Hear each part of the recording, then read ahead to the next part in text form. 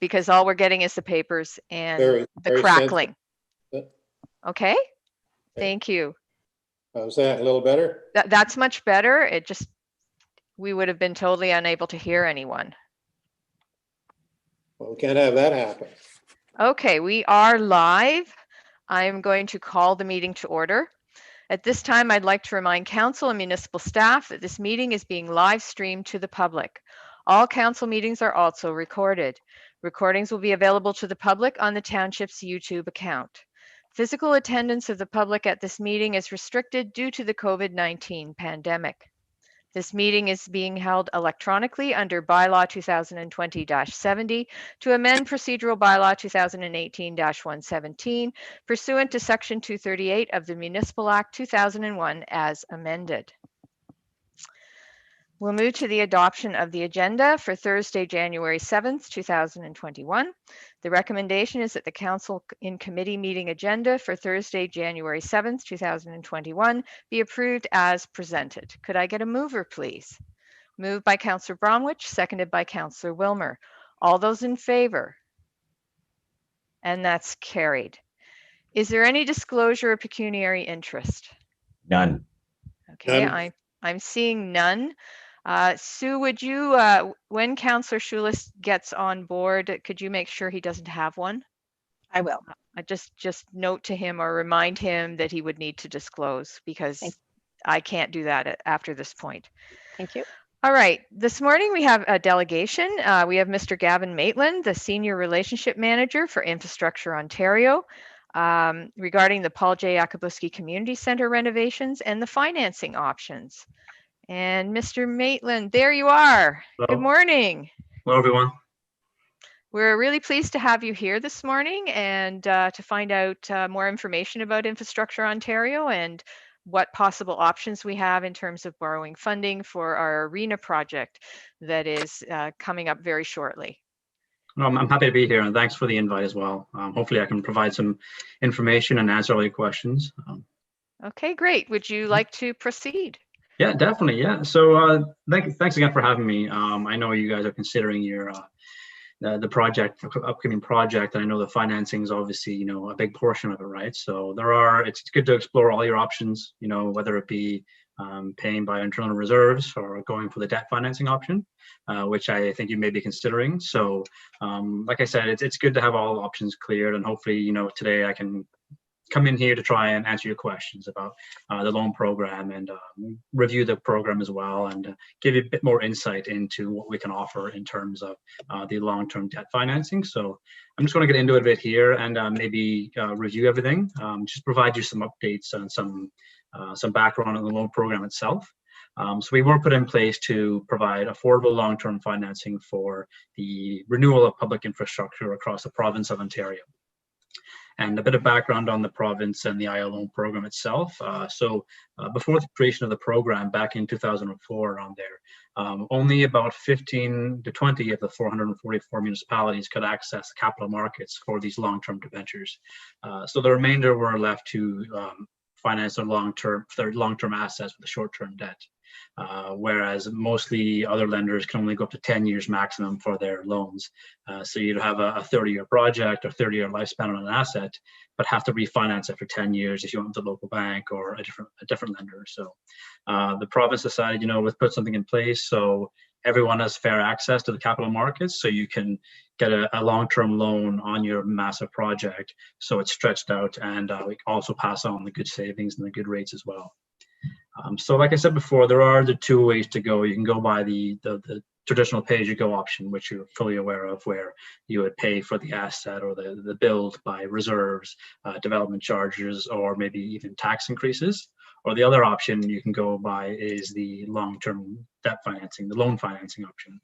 As you're fully aware, financing these major projects and renewing infrastructure is a costly deal, especially these days with the cost of material and just in general costs going up. So we are seeing it being more and more common where we would have first-time borrowers come in, municipalities come in for long-term debt financing, and that's why the program itself is put in place, so we can try and assist. We're not here to push debt. We're not here to compete against the banks. We're here as an option for municipalities. So it's the loan financing is one option you can go by, where you guys are considering, which is good. So that would be able to match the asset life to the financing life as well, up to 30 years. And also you can use your user fees collected, development charges, etc., to pay down the loan as time goes on. So that's where the loan program can come into effect and come in to try and help municipalities, as we've done over the past many years now. So we do offer the affordable long-term financing solutions, which gives us efficient access to the capital markets. Like I said before, we use our good credit rating, the Ontario Financing Authority. We go on off them, and their AAA rating, we get the good rates and pass it on to the borrower, such as yourselves. And there's no need to be rated, no fees involved, nothing like that. There's no hidden commission, no hidden fees. We work on a cost recovery basis. So what we get, we lend out and we replenish back into the capital market itself. So we do offer two types of loans, the serial loan and the amortizer loan, which I'll touch on in a second. There's two different options there in terms of the long-term financing and how they paid off. And we do offer the two different types of loans as well, which you may be aware of, the short-term construction financing and the long-term debt financing. So there is the option of applying for a loan, having access to the funds on a short-term basis as needed as the construction goes along. You would take down what you need to pay invoices, etc. And when the time comes and the project is finalized, the amount you've drawn is then debentured long-term into your selected term, whether it be 5 to 30 years locked in. So it is a good option to have there if you don't want to touch your reserves to pay for the construction itself. You can borrow from IO. It's interest only, paid monthly. And I think today's rate's about 0.6%. So it's really is, especially these days where the rate's so low, it's a good option to have. And like I said, whenever the time comes, the project's finished, you can debenture it off long-term to the term selected. So you may wonder who can borrow from the loan program. Is just municipalities? The actual answer is no. We actually lend to quite a different few sectors. Municipal corporations, for instance, power generation, transit, etc. Universities, a lot of affordable housing, not-for-profit, a lot of municipal long-term care homes, for instance. They're in the news quite a lot these days. So we've done a good couple of municipal long-term care loans over the past couple of years. And it's just, like I said, it's ramping up these days as well in terms of long-term care being a hot topic. You also may wonder what we can lend for. And the most simple answer is pretty much any kind of capital asset or purchase the municipality is adhering to and going to run. So anything owned by them, anything ranging from new construction, water, wastewater, maybe some housing, like I said, some ambulances, fire trucks are always common, lots and lots of roads and bridges, and also land purchases. So there's an extensive list. And I always say, if you ever have a question about it, contact ourselves and we'll more than happy run it by our eligibility. And most of the time, like I said, any capital asset would be good to go. So one of the main draws, like I mentioned before, was the flexible terms we offer compared to other lenders. Our terms are set from 5 to 30 years, so you can choose anything in between, and it's set for the length of the loan. So there's no need to refinance like a house mortgage after 5 or 10 years where your rate is reset. So what you see on day one is what you're going to get in year 30. So with the rates being so low the way they are today, it's a good time to lock it in, especially if you can lock it in if you're looking for the long term for 30 years. So the rates we do offer are all the same across all municipalities. So there's no preferential treatment based on the size of the municipality or the size of the project or loan amount. So if there's a $70 million wastewater facility in a major city in Ontario and a purchase of a pickup truck, for instance, up in a remote northern town for $30,000, everyone's going to get the exact same rate across the board, which is quite fair, to be honest, which is good to see. And that's something that especially the smaller municipalities across the province like to hear as well. And like I did say before, we do have the two different types of loans. We have the serial and the amortizer loan. So the serial loan is constructed to pay equal principal amounts every 6 months with the interest computed on the declining balance. Whereas the amortizer loan, kind of similar to a normal house mortgage, would be interest component decreasing while the principal component increases over time. I would have to say the amortizer loan is the most popular loan. We do have a good number of serial loans, but it all depends on which way you are looking to budget it and move forward with the loan itself. So there's two different options there.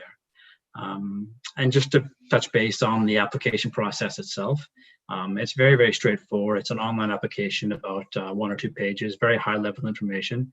Once it's submitted, it goes to our underwriting team, and they underwrite the application based on the recent financial statements and FIR data, which we already have access to. The overall process takes about 2 to 4 weeks currently, from time of submission to accessing construction funds. And then if you want to go ahead and debenture as well, it adds on about 2 or 3 weeks more, based on council meeting dates where the bylaws are passed. So all in all, maybe you look for 2 to 4 weeks to access construction financing, or if you want to go straight to debenture, about 5 to 6 weeks. Just to keep in mind, we have passed the busiest part of the year, year end, so it should be straight sailing going forward at the moment. So the lending program in general, we have been around for many years now, 2004, I think. We just hit $11 billion in advanced loans, which is quite a good milestone. Our market share, for instance, in the east of Ontario, we've reached to about 90% now of municipalities. So it's not just the east, it's central, southwest, and in the north as well. Over 3,000 projects done. And I think the way things move forward, council and municipalities see it as, things are costing more money to renew the infrastructure. So let's try different options where we may not have been before in terms of maybe being debt adverse. We've seen a lot more municipalities branch out there trying to find the best option, the cheapest option going forward, which may be to debt finance these projects. So it's good to keep the IA loan program in mind, especially in terms of our lower rates and longer terms. So just to summarize, I know you got a lot on your agenda today, but just to summarize, we do offer the same rates for all borrowers. All capital expenditures, soft costs, they could all be included in the loan itself. We do offer hassle-free access to the capital markets at an affordable rate, blend it all in. And we do offer the terms from 5 to 30 years locked in with no need to refinance. So in a quick nutshell, that's kind of what we offer, we've been offering. And I'm more than happy to answer any questions you have about the upcoming project, the program itself, the process, anything at all. Okay, great. Thank you so much. So I'll go to council and ask if any members of council have any questions for Mr. Maitland. Councillor Wilmer. Thank you. What I was wondering, so we would be locked in for the term at the approximately the 0.6%, correct? Right now? So the 0.6% is for the construction financing. So if you were to go and get the loan and start drawing as you need it for the construction portion of the project, you would withdraw kind of like a line of credit, for instance. Okay. On the withdrawn amount, you would pay 0.6%. And then when the time comes and the project's finalized, you've withdrawn $1 million, for instance. You would then lock that $1 million in for the term selected, and on that date the rate would be set. So I actually have today's rates here. So if you're looking for maybe a 25-year term, it's about a 2.19%. Okay. So it's still pretty low, and don't forget there's no hidden fees, no commission, nothing like that. So you get the 2.19% from day one right to year 25. So the rates have never been this low before, and we're not trying to sell you on any rates or nothing like that. We're just letting you know that they have gone down quite a bit based on the way the markets are these days, right? Exactly. And I think you mentioned something about development charges, which we don't have, but is it possible to pay down a percentage of the loan at various times? Can we pay off chunks if we do have money available? Unfortunately, that's a common question. It's very, very important to consider it before you sign off on the debenture itself. So once we issue the debenture to the market for the 25 years, for instance, with the $1 million, it is therefore purchased by investors in the market. So they're locked in for 25 years. Similar to a house mortgage, if you were to go in there and break that debenture, there would be costs incurred by the market. I've seen fees range from anywhere from $1,000 to $20,000, depending on when it was issued. And so I would highly discourage that. We've had a lot of requests recently from borrowers 10 years ago who may have gotten 6% for the 25-year, saying, can I break the loan and get refinanced for 2.1%? But unfortunately, we can calculate the costs, but most of the time it's probably not worthwhile paying the substantial fee just to break it. So just definitely keep that in mind as well. Okay, thank you. Okay, Councillor Poplinski. Yes, great to have you with us today, Mr. Maitland. I think this is very informative, and I think it's something that we'll need to take advantage in one form or another. You mentioned when you started that it's good business to look at all options. So would you agree with that? For Definitely, yeah. For this funding? Yeah. It's just a good principle to follow, isn't it? And so what I'm wondering is, do you think it would be prudent for us to look at other means, certainly our expenses, our operational expenses that currently, to see if we can find some savings? Do you think that would be a good idea? Yeah, definitely. Like I said, we here is the option in order to, if you do decide to go the long-term financing option, that's why we're here. In terms of the project itself and how it's going to be paid, what's going to be paid for expense-wise in terms of the project itself, we really don't have any say in that at all. We're not really allowed to have any input there. It's just what we could do would be to approve you on $2 million, for instance.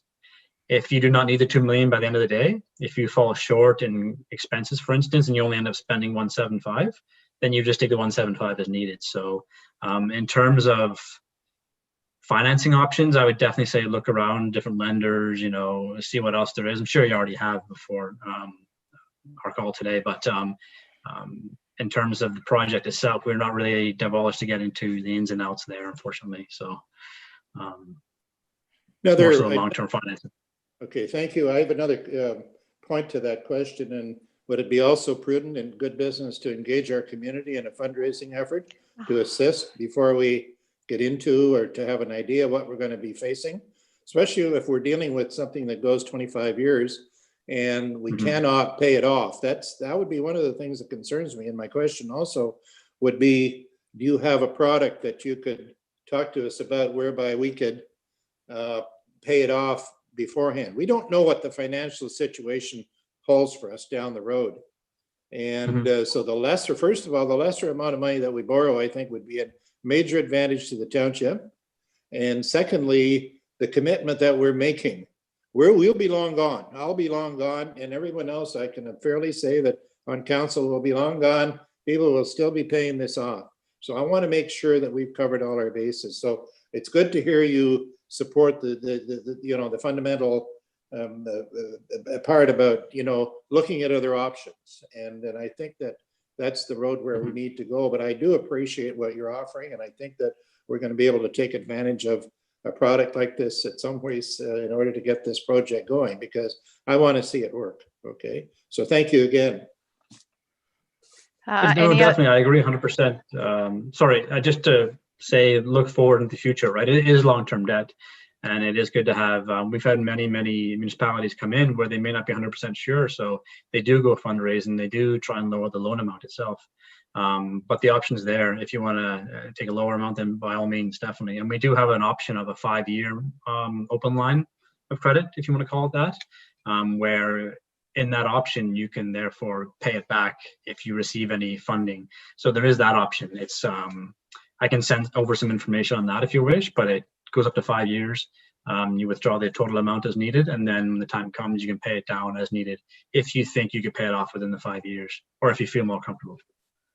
Mr. Maitland, is it possible to have a construction loan and roll that into a 5-year situation? Yeah, definitely. You can have a construction loan for the full construction. It might take a year, for instance. When the year is up, you can choose anywhere from a 5-year debenture all up to a 30-year. We've had some requests for 3-year debentures as well. So it doesn't have to be long-term financing. If you're happy enough squeezing into a 5-year, 6-year, it depends what you wish to have. Okay, I was so thinking it's not more always long-term. If you look at Sorry, I was thinking more going from a construction loan into the line of credit sort of situation for 5 years, providing a little bit longer to look at other options make a in terms decision, of before being locked in specifically. Yes, I would yes. assume there's a much higher cost to a line of credit though. I actually honestly, I think it's pretty similar to the construction loan. I think it's about 1%. So I can definitely do some research. It's not often we have, it's a new product, right? So it's not often we have going from construction into the short-term borrowing, but I can definitely look into it. I don't see why not. And like you said, the reason it's invented is because it gives you guys more time to make your decisions, right? And then see if funding does come up within that 5 years, and then you would pay it off. Or if there's a remainder, then you would debenture that small portion off for longer. Okay, I think that's definitely something we'd like more information on to be certain that we understood what the ins and outs of that were, because it does provide us with a little more flexibility to raise some funds ourselves prior to locking into a debenture. So even if we could only raise $500,000, it's $500,000 less that we're debenturing. Exactly. Right? So no, definitely. Yeah, I'll definitely get some more information, send it over. Okay, that's fantastic. Councillor Poplinski. Yeah, I just want to restate exactly what we're saying here, and Mayor Love, the points that you brought up, I think are very valid. And I think that I would love to see what other products that we could look at, because, you know, one size does not fit all. It may work for other places, but we do have the ability. And right now, I think there's a real genuine interest in our community to get involved in that, and that's the best thing that could happen. And whatever then, you know, we can raise is wonderful. And then we'll look at our options then in terms of what we need to borrow, because, you know, the more you can pay off and the lesser amount that we're borrowing from the start, you know, it's going to be a lot less money compounded down over the years. So that's what we need to look at. And I look forward to seeing that information. Thank you. Yeah, definitely. Okay. I'll go ahead and I'll send the information over. That's fantastic. Is there any other questions from council? Okay. I'm not seeing any, and it is unfortunate I don't have Councillor Schulist with us in case he did have questions. I did have a couple for you. You did mention development charges. So a payment on this kind of loan is something that could be a component of development charges, that we were using funds from a development charge to help make a payment. Is that correct? Sorry, say that again. Sorry, I think. Okay, so if we had a development charge, oh, I apologize. If we had a development charge, you know, you're collecting an amount, some amount annually, would we be able to use some of those funds to help make this payment on this loan for the arena? Definitely, definitely. We don't, to be honest, we don't really look into how it's going to be paid off. We rely on the municipality and their judgment on paying the loan off itself. So by all means, it's very, very common. We have a lot of infrastructure loans that are given or processed in order to build infrastructure leading up to a subdivision, for instance. And then when the time comes, the development charge would come in and that would go towards paying off the loan. We do have a calculator online where you can do projected payments. It's very, very useful. It's on our website. Put in the rate, the amount needed, and it shoots out an indicative 30-year payment schedule. So you can see what exactly your payments will be as time goes on. But by all means, yeah, development charges are very, very common to see put into taxation, development charges, any user fees. Yeah, we see that quite often, yeah. Okay, great. No, I just wanted to confirm that that was allowed, because sometimes development charges are very restricted in how you can use the funds you do raise. So that's good to know. If we were to, you know, we can have our project tendered and we can hope that it comes in, say, at 2 million. Let's say it came in at 2 million. As you're constructing, you can have cost overruns. Is there any concern with accommodating a cost overrun in the construction loan phase, should that occur? I'm not hoping for it, but I want to know that we have a comfort level that if we have one, that would be accommodated. Exactly. No, it's a very, very good point, and it's a common question we get, and that's a conversation I have with a lot of these projects.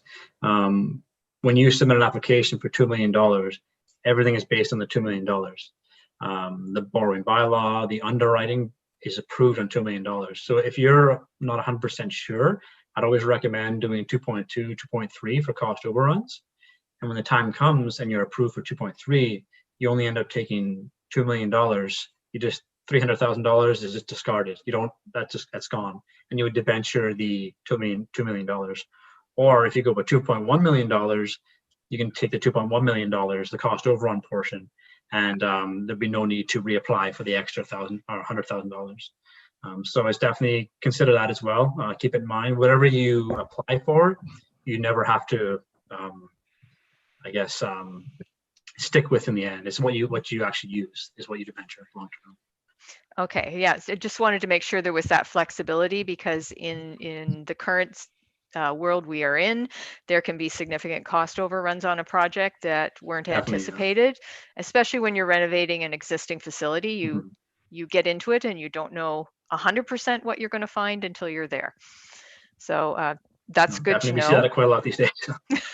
Exactly. Now, Unfortunately. I have one final question. Our arena may require more work in the near future. Is it possible to get another loan? Should that be the case? We have done some significant work on ascertaining what specifically needs to be done, and it's over an extended period of time. But let's say we were 2 or 3 years down the road, we were making our payments on our first loan, but we discovered, well, we realized that we weren't going to be able to self-finance additional renovations or work that needed to be done. Would we be eligible to get a second loan on the same facility? Definitely, yeah. It's Okay. it happens quite often actually. We may have financed an arena 10, 15 years ago, and now it needs renovation. So the same borrower will come back asking for funds for renovating the same arena, and by all means, yes, because it's a capital asset owned by the municipality. So definitely, yeah.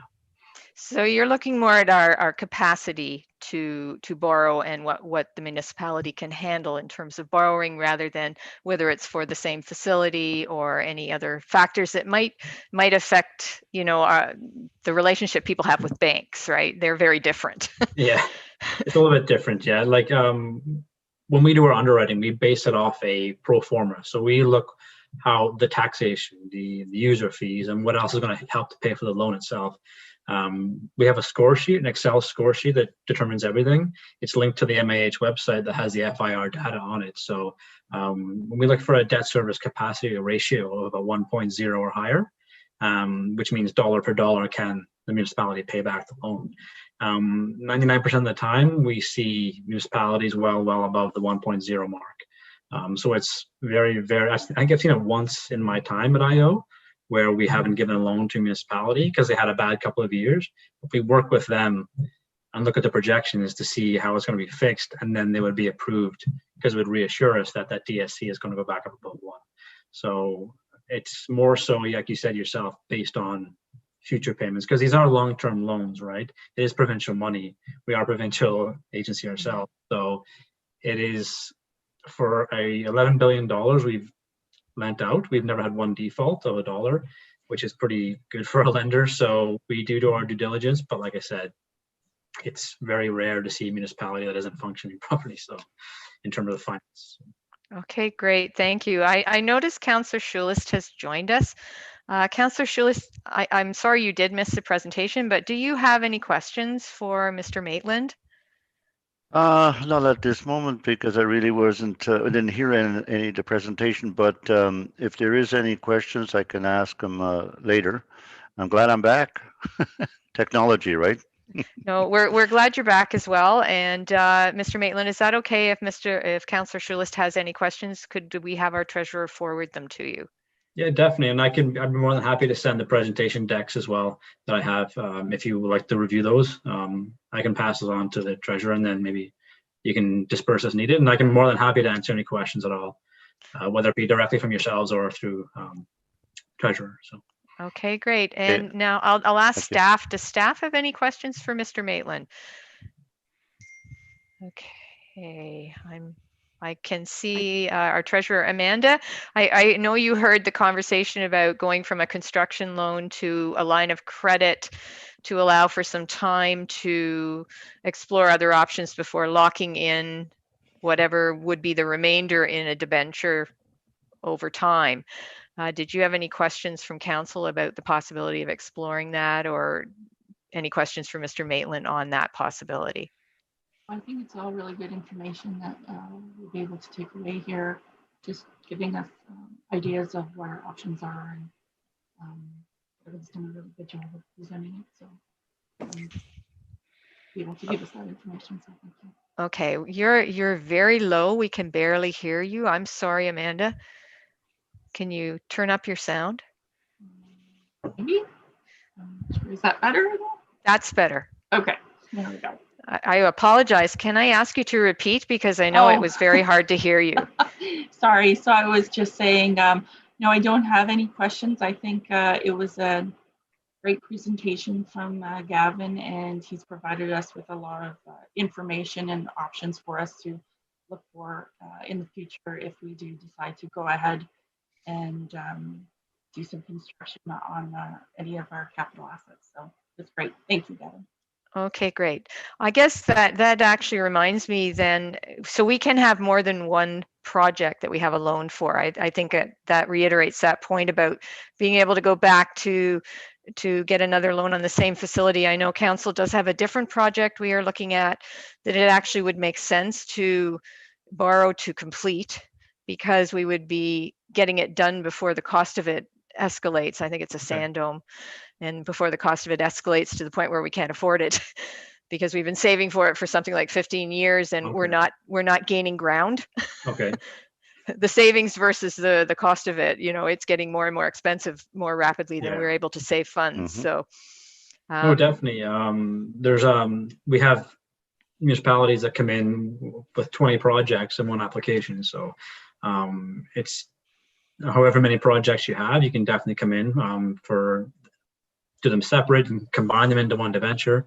There's different options there as well. And you can always apply for the portion that you're missing. We often get municipalities who have received funding from the federal level, municipal level, or provincial level, sorry, and a third, and they want to do their portion as well.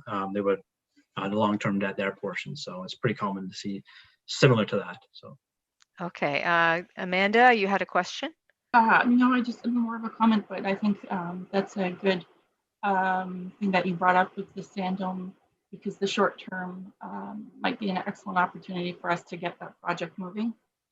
And also further on in our agenda is our FIT report from the Ministry of Municipal Affairs, and our debt servicing cost percentage is reporting at 1.7%. So we're in that threshold as Gavin spoke of. Okay, that's good to know. All right, is there any further questions for Mr. Maitland? Okay, I'm not seeing any. I just want to verify, Stephanie, did you have any questions for Mr. Maitland? No, I don't. Okay, thank you, because I can't see you. Yeah. We have very limited internet at our office, so it's challenging to do these meetings. Okay, thank you so much, Mr. Maitland. We really appreciate your coming today to our Zoom meeting and bringing information for us. And we look forward to getting further information on the option that we spoke about that leads from a construction loan to a line of credit, then to debenturing whatever remains. That would be very helpful. Thank you. Definitely, yeah. And I'll be in touch with that information as well as the slide decks for anyone who may have missed the presentation as well. Okay, great. Thank you. Okay. Thanks for having me. You're more than welcome. It was great to have you here. Take care. Bye. Bye. Okay, bye. Okay. Just got to figure out where I am. Give me 1 second. There, done with that. All right, so we are about to enter the standing committee portion of our meeting. All recommendations from the standing committees are recommendations to council and are pending the approval of council at a subsequent meeting. Today, we don't have anything in operations, roads, and waste management, so we won't be doing that committee. So I'm going to move on to operations, water, wastewater, and facilities and turn it over to Chair Schulist, who I'm glad is here. All right. Thank you very much, Madam Mayor. Yeah, it's great to be back. I just want to let you know I married Wealth 45 years ago.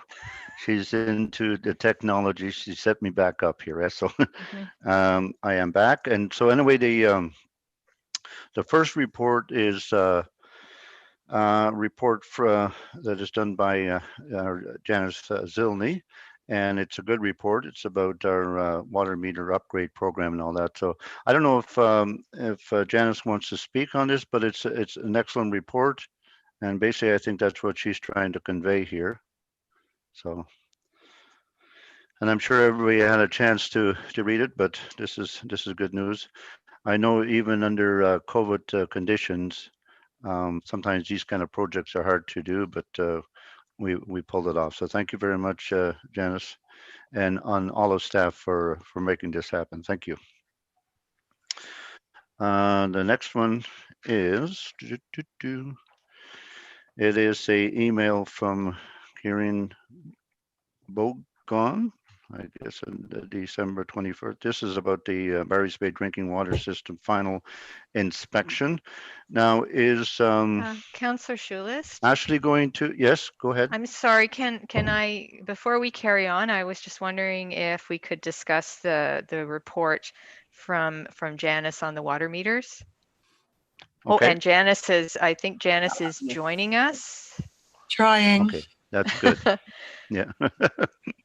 Okay, I'm glad she's going to speak on this. Thank you. There. There you are. There we go. Mary Love, Yes. Okay, hello. Give us the good news, Janice. Which good news would you like? I It's all just want Well, all no, good. So on your report. For water. Sorry, I got caught up in other things and Oh, so the water meter upgrade and so on. yeah, okay. Yeah, so we got it finished in really, really good time. I think the guys, the Neptune crew had them done in, I think it was 6 weeks instead of 8 or something. It was really good time anyway, but, and that all went really well. We had no issues. I think we only had 2 customers who would not allow them in because of COVID reasons. And we did have a few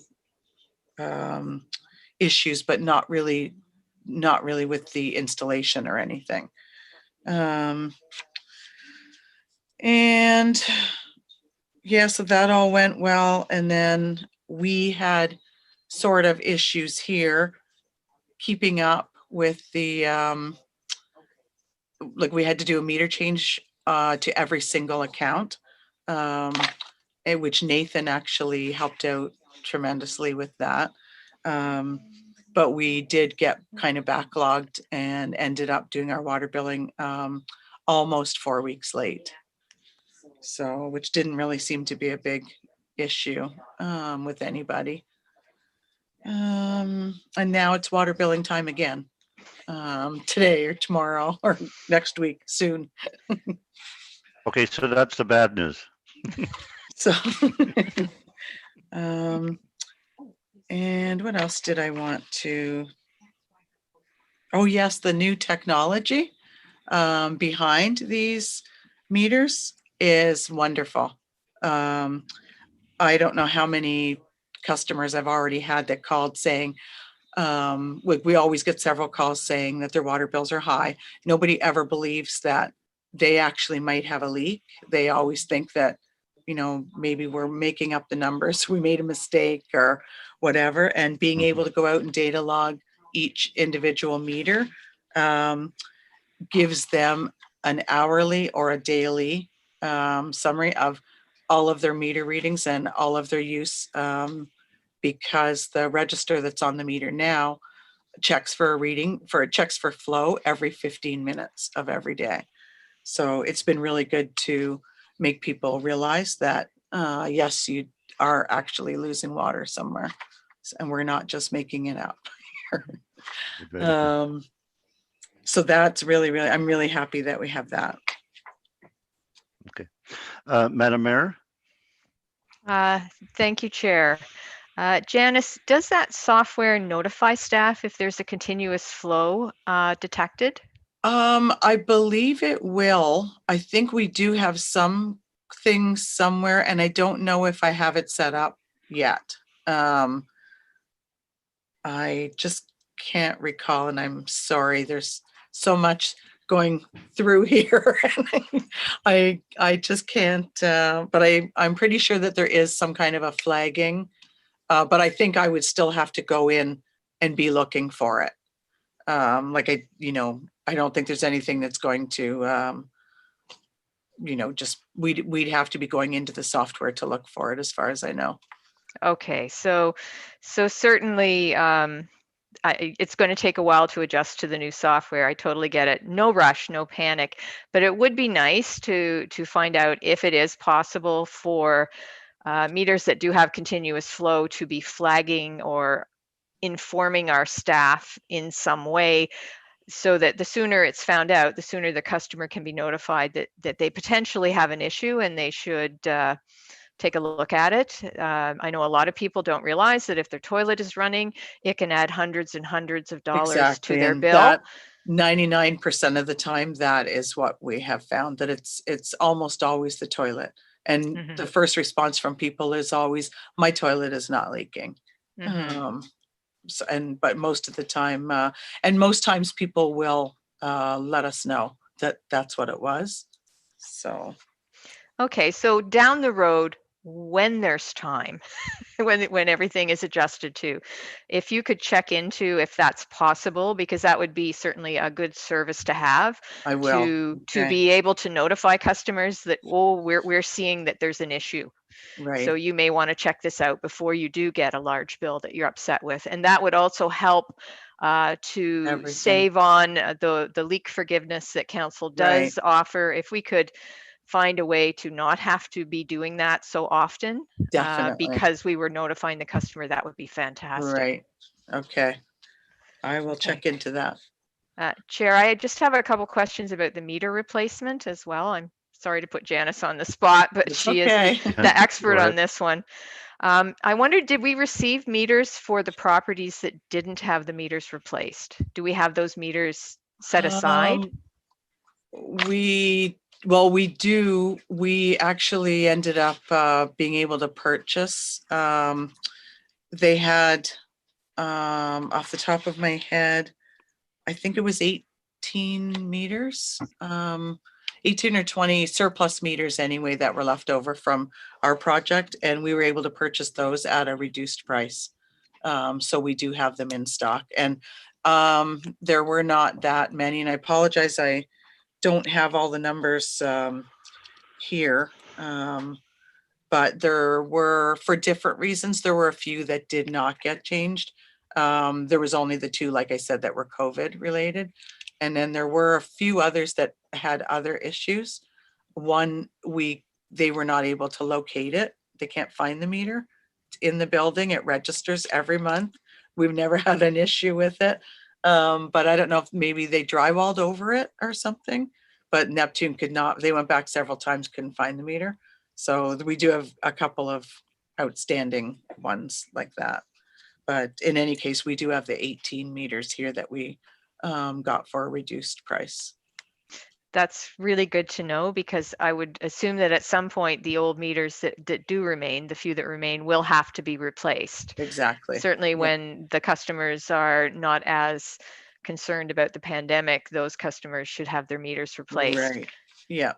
Will it cost us more per meter since it isn't being done under the replacement program to replace those meters? I'm not sure if it will cost us more. Like basically how they charged us was as they did each meter, they invoiced us for it. Now I didn't see the individual cost per meter or per installation, but we will have to pay our contractor to do the meter change. So how that would have compared to what they would have charged us, I'm not sure. That's something I would have to look into. Could you look into that? Sure. Because this, for those who, if there was someone who just didn't want this done, it does still need to be done. So there may be an additional cost, and I think council should have some discussion about whether or not that cost above and beyond what would have been the cost, Yes. if that may and need to be I did charged tell to the people customer. that while I was trying to convince them to book an appointment, I did tell them that they would have to pay for the installation later, not for the meter, but just for the install. Okay. And just to try to, encourage them. But most of them were okay with that. I think they're expecting that they will have to pay the installation fee. So if that's what council decides. Okay, great. No, I just would like to have that information so we can make a decision, and Okay. then you're able to proceed and identify to those customers what the situation is. Thank you so much, Janice, and I'm Okay. sorry to put you on the spot, That's but quite I all right. appreciate your information. No problem, and you're welcome. Yes, all good questions, Madam Mayor. Anybody else at the table? Any councillors have any questions for Janice? Yes, Councillor Wilmer. You are muted, sir. There you are. Sorry, Okay. I just, it's not a question for Janice, but I just wanted to let council know that I've been booted out of the meeting 5 times. I did miss the end of Mr. Maitland's report. So if I'm coming in and out, I don't know what's happening, but Zoom is just knocking me out for 5 minutes sometimes, 30 seconds sometimes. So just to let you know. Okay, very good. I know exactly what you're saying. It basically happened to me and that. So anyway, any other questions? I don't see any other questions from council. Janice, thank you very much for a great report. You know, like I said before, under COVID situation, not everything goes smoothly, but you've done a great job. Thank you very much. Thank you. Okay. Now we're going to move on to a municipal report, if I could do this. I don't know if Ashley or Scott is going to speak on it. It's the Barry's Bay Drinking Water System Final Inspection Report 2020-2021. So who wants to take it? Ashley? I'll take it today, yes. Oh, okay. Good morning, everyone. Thank you for having us. Everybody hear me okay? Yep. Oh, yes, very much so. On September 15th, we had an annual MECP inspection at Barry's Bay Water. Everything was good. We achieved 100%, so that's always good.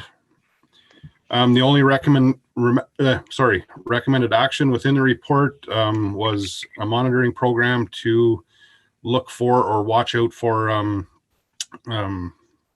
harmful algae blooms, which would be like blue-green algae. And in that plan, we would essentially just monitor visually and take part in some raw water sampling coming in and for microcystin to ensure that the lake is free of that, or if there's anything starting to show up. So that's good. Good stuff. Any questions for Ashley on this one here from council? Madam Mayor? I knew you'd put your hand up. Sorry. This I is just good. wondered. This is good. No, just wondered when Aqua thinks that they might have a monitoring plan in place for the algae blooms. We don't have one right now, I assume. So when are you anticipating that would be in place? So I can answer to that. The algae blooms are usually monitored between June and October. It's actually a requirement for our new license that we have the plan. That's why they've been putting it in as a recommended action, just so because the licenses come out after this report, after the inspection. But so we have 6 months now that we have the new license to have the plan in place. So by next summer, we'll have the plan. We've done this before with other facilities that we operate. So I have a really good plan that's been vetted by the ministry already for an area that does have blue-green algae that we already have the plan in place for. So we have a good idea of how to monitor that and keep an eye out for any blue-green algae or any other algae bloom.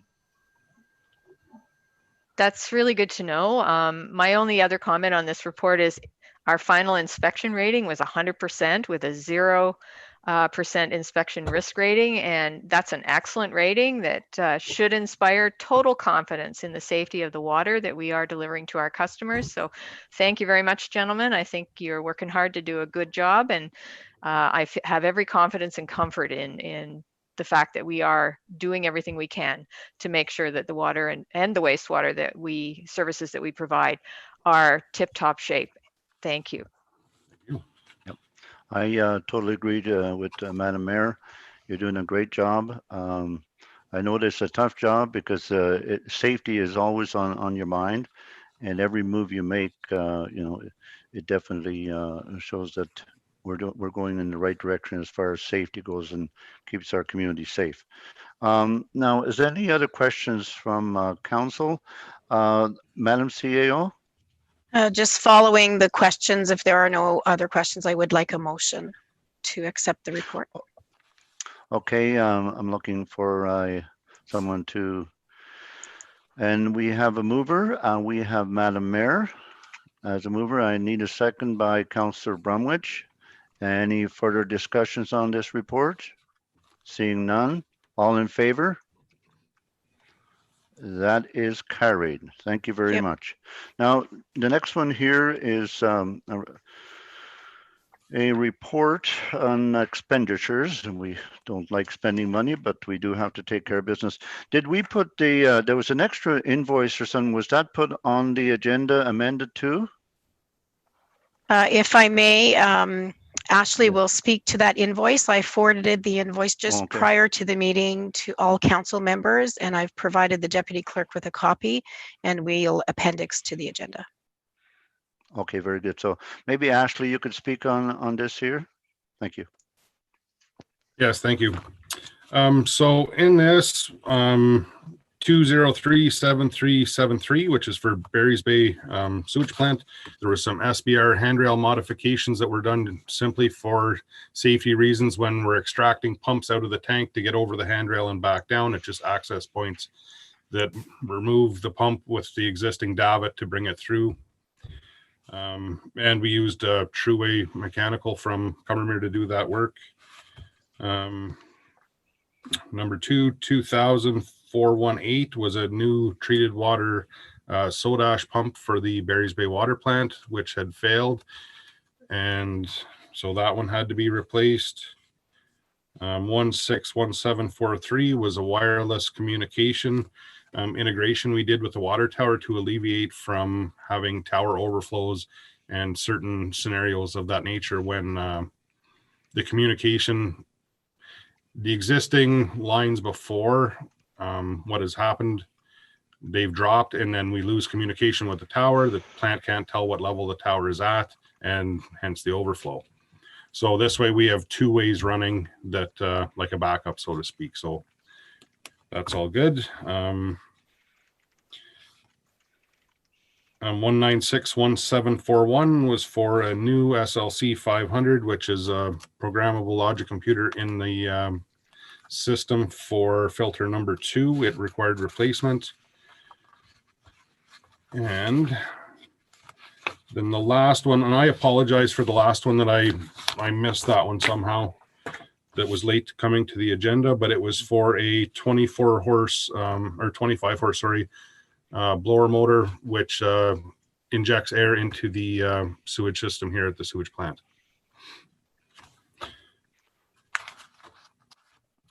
That is the extent of them. Does anybody have any questions regarding those? Mm-hmm. I see none. I would like to see a mover. Can someone move this? Well, matter of fact, I'll move it. How's that? Is that okay? And seconder is Councillor Proplinski. Yes, there's a question from Madam CEO. I'd like to read the recommendation only because it has changed from what was on the agenda. Oh, I see. Okay. That the Ontario Clean Water Agency expenditures as approved are approved as presented, totaling $19,816.90 for invoices 2037373, 2000418, 1961743, 1961741, 1963258. Okay, with I'm fine with that motion and recommendation. So is Councillor Proplinski fine with that? Do we, Madam CEO? Yes, indeed. Okay, it's all good. Okay. Thank you. Any other discussions on the matter of these expenditures? If not, all in favor? That is carried. All right. Okay, well, under 7.2, correspondence and information, we do not have any. And unfinished business, we do not have any unless someone at the table feels we do. Seeing none, I will pass it on to Madam Mayor.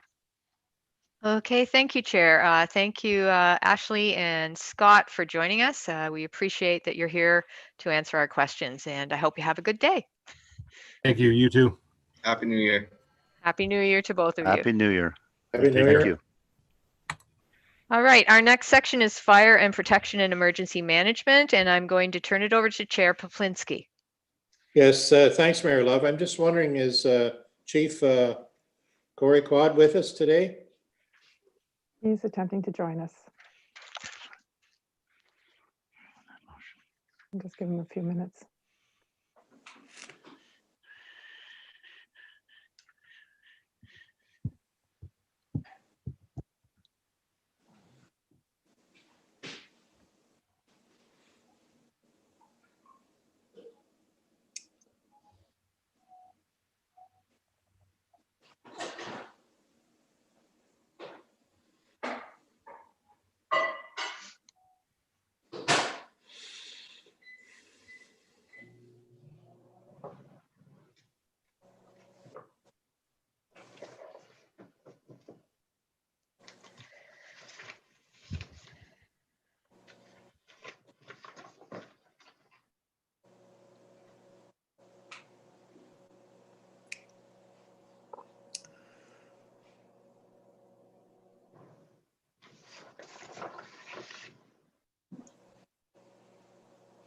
Welcome, Corey. Oh, Welcome, Corey. We're all set to roll, are we? I'm all good. Good, okay. And we're dealing 8.1 in municipal reports and in pages 101 to 108 in your package. And item 8.1.1, it's a fire call breakdown and bylaw breakdown for 2020. I'm just wondering if you could speak to that. Okay, on the first page, it shows the fire call breakdown for the entire fire department, which would end up being 76 calls for the year. It's down about 4 calls from last year. The second page gives you the breakdown of each hall's calls and what type of calls they were. The North Station had 55 calls. South Station had a total of 35 calls throughout the year. And the next page, I broke it down to, we had a $1.2 million worth of structure fires that resulted in, we had $1.2 million in losses in structure fires last year. Let's give that for a heads up to sort of know what kind of loss we had in the township. We had 4 motor vehicle collisions that had to require extrication. 6 people were taken to the hospital. And during the wildfire season, we had 13 acres of grass and brush being burnt due to wildfires and out of control campfires that got away on us. This is sort of a heads up for statistics for the council. And I broke down fire calls by percentages so you can see what each departments went to. So you see the percentage, not just the numbers over what kind of calls we're going to. Like alarms are pretty much the number one thing in most areas. Then it goes to wildfires as the second one. Then structure fires are sort of our main. You can see by percentage what we do over the year, as opposed to just having numbers.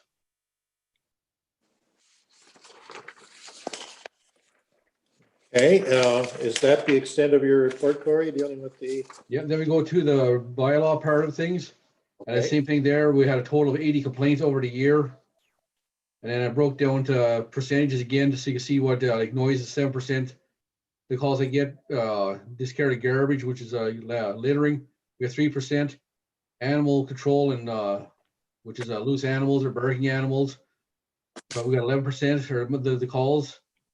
Parking violations for either parked like for snow removal or parked over in somebody's driveway, we get 5%. Property damage takes 30% of the calls that responded to, and when 2% were landlord tenant act complaints.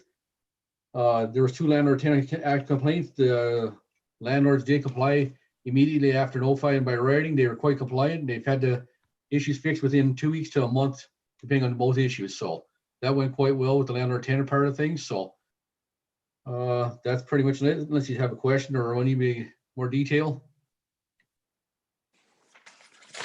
Any member of council with a question for Corey? Okay, then we'll move on. Oh, Is that, Corey, is that the extent of your report? that's the extent of the fire call breakdown, the bylaw breakdown for 2020. Okay. Okay, the recommendation that the fire call breakdown, bylaw breakdown for 2020 be accepted as information. No further comments. We'll move on to item 1.2. I'm sorry, 1.8.1.2 and Lakewood's water tank and hydrant installation. I believe you have a report on that. Okay, yeah, yes, I do. On December the 9th, the water tank was installed by Gansa Enterprises at Lakewoods at Big Bear Trail and Skeets Road, or Lakewoods Road, I'm sorry. The tank has now been filled. It is in operation. And so if we ever have a call, we have 6,000 gallons of water sitting on hand on top of the trucks that we're bringing in there. So we'll go with an automatic, roughly probably 10,000 gallons of water on initial response if we had to get up there before we have to shuttle from any distance, but that would knock down any fire. So we have taken the money out of the performance guarantee to fix that. No taxpayers' dollars were used for this. So that is in place and ready, is all set up and ready to go. Okay, are there any questions from council or comments? I see none, so the recommendation is that we receive this report, Lakewood's water tank and hydrant installation be accepted as information. And we'll move on to 8.1.3, and it's the hiring policy for the new firefighters. And if you could share with us the information that you would like, Corey, on that particular item. Since I started here about almost 5 years ago, we've hired firefighters back and forth, had promotions going back and forth, just sort of as a general kind of, what do you say, a hiring. There's no proper written policy in place. And I've talked to other fire departments that had the same problem. Most fire departments in the county have a written policy. So that's the reason I sat down, throwing over some of the things that other fire departments that are similar size, that are all volunteer, have gone through and sort of the ideas they're coming up with before their policies. So I wrote a policy, so hopefully that way it's more of a transparency and not just myself thinking I'm picking somebody. Is to try and give more of a, same with the captains, more see the firefighter at start, but then see a captain position. So it's not just me picking somebody, to have council and the CEO sort of involved also, because they're an employee and they hold quite a significant responsibility when they do get hired. So we have any issues or anything, everybody knows who everybody else is. It sort of breaks down between the council and myself and the CEO. Everybody else gets to know who the other employees actually are and what their responsibilities are, what their personalities are like, and it works better if there is a conflict or an issue. So it's a proper procedure then. The same with the deputy chief, same idea. We give sort of the basic requirements. And again, I said that it should be a fire committee with a CEO, the chair, and possibly the mayor, because the deputy chief replaces myself if I am not in the area for a call. So that's the reason I wrote their policies. This is a draft sort of thing for council to review and see what their opinions were, so I can fix it. If not, I'll go ahead. But I try and get proper policies in place for hiring all the way across the board, because we're getting more and more put on the shoulders. Make sure we get the proper people to fit amongst the groups and everybody gets along and make this one good department, which we've got pretty much a decent department it is, but there is older members that are going to retire, so we're trying to have everything in place and hopefully everything works. So that's the reason I wrote that. It's more of a draft policy at the moment, not written by any means like a black written in stone, but it's sort of a starting step for us to figure out which way we should go or maybe we shouldn't go. But that's just my thoughts. So I talked, like I said, I spoke to Killuhaggy Richards, Bone Shire Valley, Greater Madawaska, Laurentian Hills, and Laurentian Valley. And none of them have policies, but they're all the same kind of situation as us. But that's the reason why I went that way. Okay, any comments or questions by council? Yes, Mayor Love, you got your hand up first. Thank you, Chair. Corey, I think this is a great initiative. We do need to have policies that we can refer back to, especially inevitably when there's some issue with someone. I mean, that does happen. One of the key things I see in here that might need some fleshing out is there's a reference to basic requirements and whether or not the individual has met the basic requirements within their probationary year. I think we need to ensure that we've identified those basic requirements, and so it's very clear. I want anyone who wants to volunteer as a firefighter, that's hugely important to our community. I want them to thoroughly understand what they're volunteering for, what the expectation is, and what it is hoped that they will achieve in that year in order to be successful. Because the only way to set people up to be successful is to ensure they understand what they need to achieve. So I'm thinking with each of these policy statements, we need to ensure that's in there. The other thing in terms of qualifying to apply for a position like captain or deputy chief, I'd like to ensure we identified if there's a minimum number of years of service as a firefighter or as a captain to be a deputy chief, if we have some expectation there. So I think that's something that needs to be incorporated into this policy. And then again, just tidying up some of the references first you have the 3 policies, and then you have the fire department rules. And I think those could just be tidied up and clarified a bit. So this is a great start. I'm really thrilled to see this. I think we just need to put a little more work into it to really get it honed for Madawaska Valley and for what we need. So thank you very much for this. Thanks, Mayor Love. Mark, did you have your hand up? Did you have your hand up? I can't hear you. No, I'm coming. Okay, thanks, Chair Poplinski. My comments were basically the same as the mayor. I think this is a great start and something we really need. I would just like to see some of it cleaned up a bit, particularly with the fire department rules.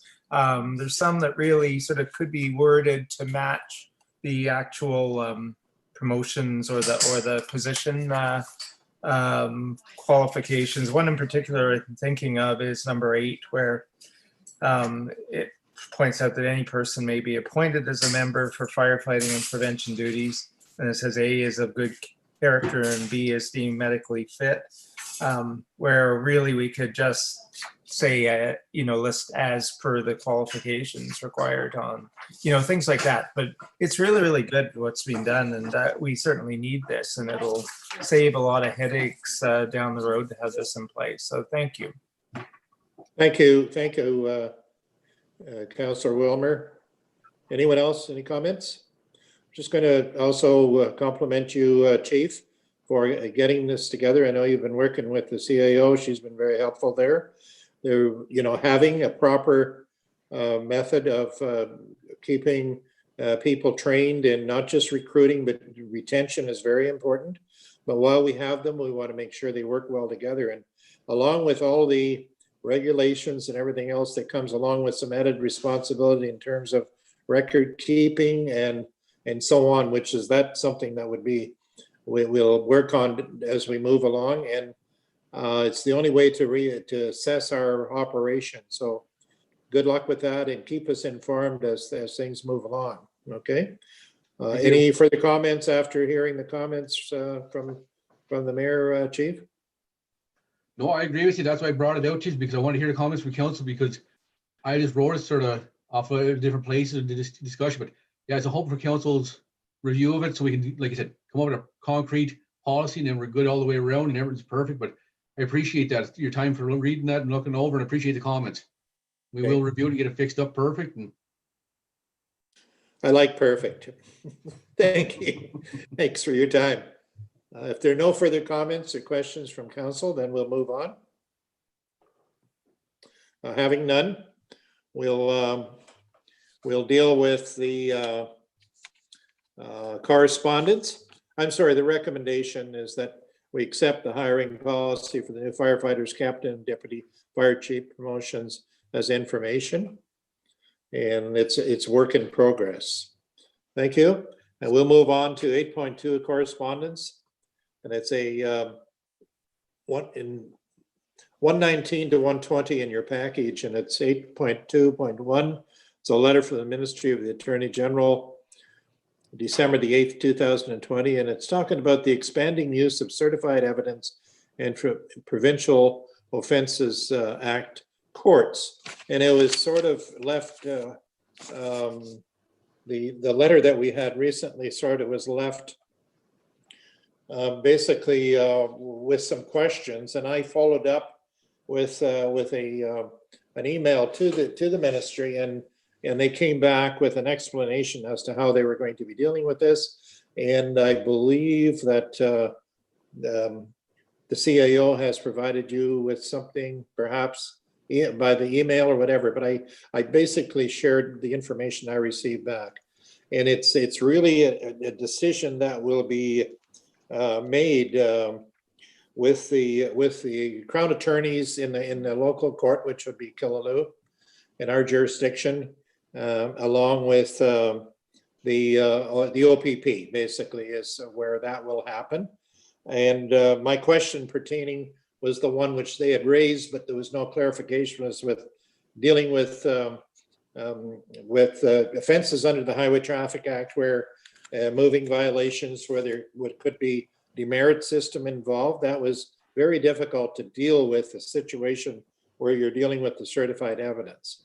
And however, we'll let them work that out, unless somebody else has got any questions on it that they may have come up with after receiving this.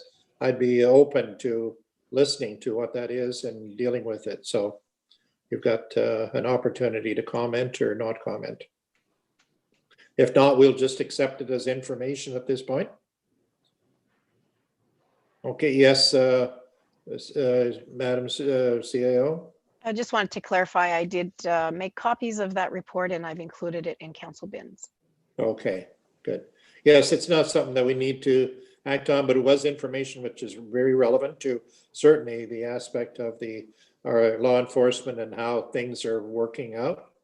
And it's good to see that it is a positive thing, because rather than have 20 officers sitting there every court day, and I've been there called as a witness in a case where I saw about 15 or 16 of them sitting all day long waiting for a possible, in some cases they never had to testify, but because of the charges before the court, they had to be there. So now with this new system of certification of the evidence, it's accepted by all parties. So it's a positive step.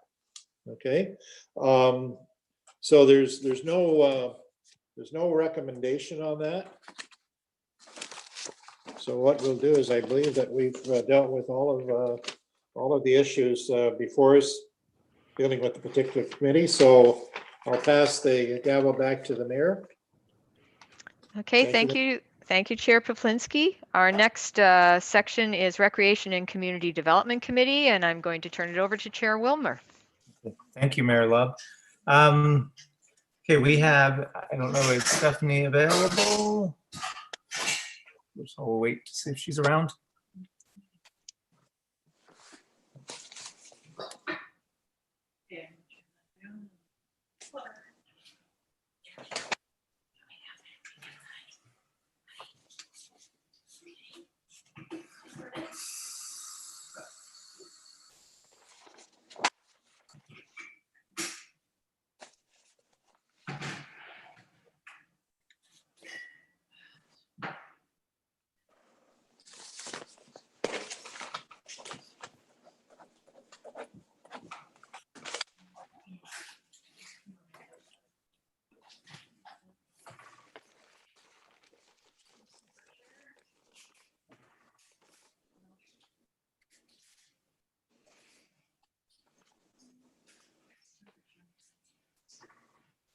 Are we looking for her?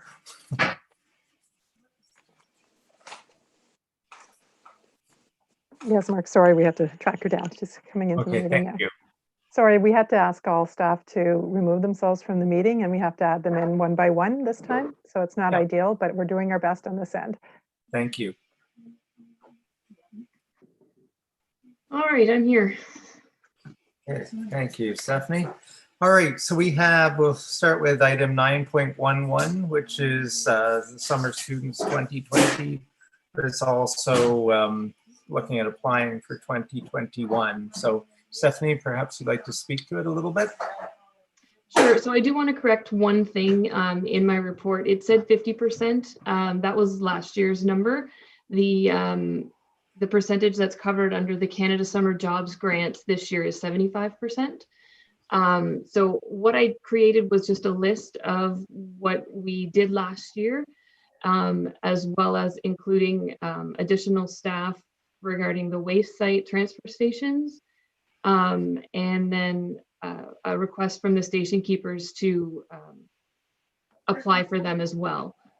So I did receive communication from them just this morning, actually, and they are willing to help contribute to some of the costs related to the students that they are successful in getting, if they are successful in getting them. So I just wanted council to be aware of that as well. And it's just a bit of background on both of the programs that we normally apply for, and the deadline is just approaching, so I would be applying.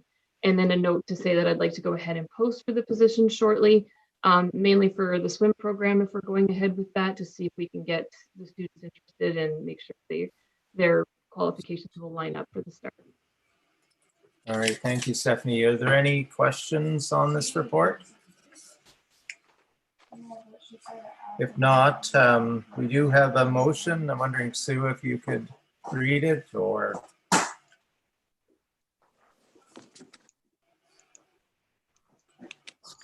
that council accept the summer students 2020 report as information, and that staff is directed to apply for the 2021 Ontario Summer Experience Program, and that staff is directed to apply for the 2021 Canada Summer Jobs Program. okay, could I have a mover for that? Mayor Love, and seconded by Councillor Poplinsky. Any discussion? All in favor? That's carried. All right, item 9.12 is the new initiative with Killaloo, Haggerty, and Richards. And again, I'll Stephanie's report. I'll let you speak on that, Stephanie. So I was approached by Killaloo, Haggerty, Richards Community Development Coordinator, Chris Neff, and we've been looking for an opportunity to get together on something, and thought this would fit COVID restrictions. So we've decided on a snow competition. So it can be anything in either township, and prizes will be distributed to the winners. It'll be run similar to the Lights program that we ran in the winter, where pictures will be sent by email and or sent to our website, and will be displayed, and people will vote online. We'll have advertising out shortly. There was an event page that went out just this week. So we're calling it Snowdown 2021. And hopefully there'll be lots of interest and participation in getting out in your own backyard and creating something made out of snow to win some prizes from local business gift cards from both townships. Okay, well, that sounds great. And I have seen it up on Facebook already too. So I know it is out there. So it's good to see. Any Mayor Love? Thank you, Chair. Stephanie, thank you so much for doing everything you can to come up with some recreational opportunities that still can be done in spite of the fact that we have a pandemic and a lockdown. I think I really appreciate that you're thinking outside of the usual recreational box and coming up with a program like this, and working with our neighbors is even better. Will the municipality be funding the prizes? I ask this because our local businesses are facing enough challenges dealing with COVID, and it isn't a good time to be looking for them to make donations. I think they're really tapped out, and I don't object to us funding the purchase of those local gift certificates from our businesses. Yes, I we think will we be. should be. Oh, good. I'm sure they'll be pleased to hear that. It will stimulate some of the business locally to have those gift cards being used. And yeah, I think we need to give them a bit of a break because it's been a tough year. Thank you. Councillor Poplinsky. Yes, thanks, Mr. Chair. I'm just wondering if do we have an idea how much money we're going to allocate towards this situation? $300. Okay. And some advertising. Okay. All right, are there any other questions? This report is just for information, so if not, we'll move on to the next item. And the next item is the Lakeshore Tennis Club financial statement. And there's no recommendation, it's just for information, so I'm not sure whether anyone has any questions on this. Mayor Love? Thank you, Chair. I'm pleased to see this because I know the club's accounting of their finances that council did receive, I think at the last council and committee meeting, was a bit confusing. And this does, the treasurer has made it clear that how the money is held by the municipality, that there are funds that are held and that they're not in a deficit position, which I found their reporting seemed to indicate. So I did ask that this be clarified for the public so that they would be fully aware of the situation we're in. And maybe Amanda can speak to that and just explain the difference, well, if she can. So yes, their accounting of it was a little confusing, but I believe they receive petty cash, or they have petty cash that they have throughout the year for minor small expenses. And I believe they sort of put those numbers in and out, which makes it a little confusing. So what I've done is just taking what their membership revenue is that we receive, and it all flows through our office and goes into the bank account. And then any expenses that are incurred throughout the year, such as their petty cash and different advertising or hydro costs. And then the difference is what will be their surplus. So they do have the surplus from previous years as well, a small amount. And then when the board directors come back in the spring, we have met with them in previous years, and I provide them with their final audited financial statement just so that they are aware of what their surplus or deficit amounts are, what they have available in their bank account for them to spend. So it isn't a surprise to them, these numbers, because we do present them to them annually as well. Thank you. All right, so there's no further discussion. We'll move on to correspondence and information. We have one item, and that's the email from Carmen Gould, who's the Regional Development Advisor, Ministry of Heritage, Sports, Tourism, and Cultural Industries, and it's regarding the Summer Experience Program. Are there any, I don't know whether there are any comments, anything on that to look at? We are applying for it. Councillor Poplinski. Yes, Mr. Chair, I was just wondering, I was looking to see if there was any additional information they just mentioned about contacting and so on. Is there some idea as to what we could be interested in doing? At this point, unless I go online, I won't be able to know what would qualify and what wouldn't. So I'm assuming since January the 20th is the deadline, that someone has already got something in mind or already underway. I mean, I think Councillor Poplinski, that was dealt with sort of in the recommendations for our summer students. We're looking at that funding. Is Okay. that correct? So those were the positions that we're looking at using this funding for. Okay. All right, are there any other questions on that? To me, it's just more information. All right, if not, we move on to unfinished business. And the first, and I think the only item we have is the Paul J. Yakabuski Community Center proposed renovations. And what we have is a list of the community response. We have 23 letters that were sent in here. I know we did get another one yesterday. So yeah, roughly 24, 25 altogether. Most of them are very supportive of the arena and recognize the value of it to the community.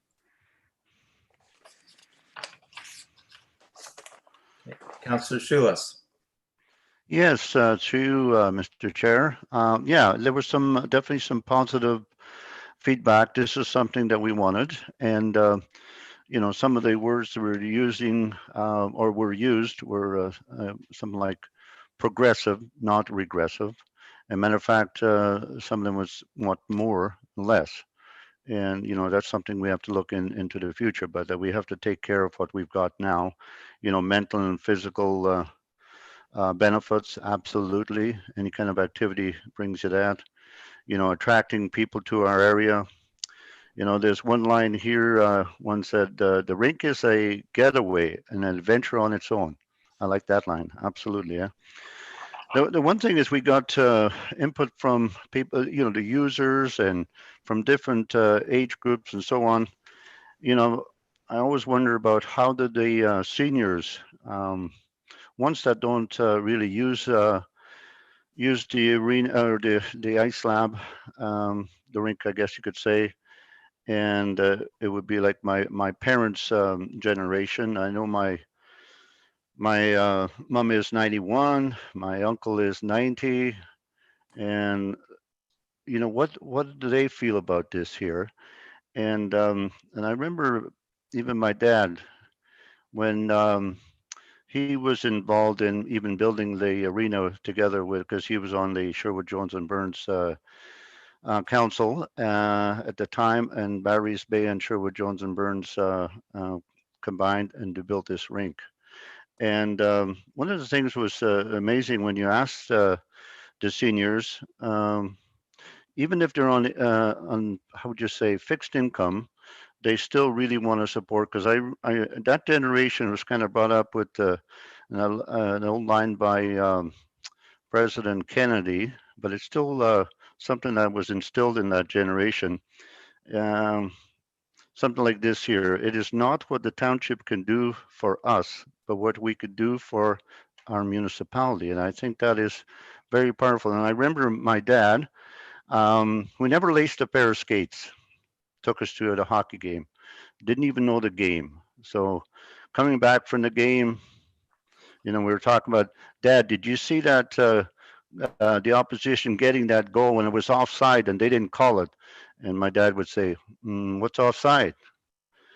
Did you see that player in crease, you know, blocking the shot? And he was interfering with me. I couldn't stop the puck. What's a crease, right? So that generation never really knew about the game of hockey or anything to do with the ice lab. Never even laced up a pair of skates. But they built outdoor rinks. They built our arenas and so on.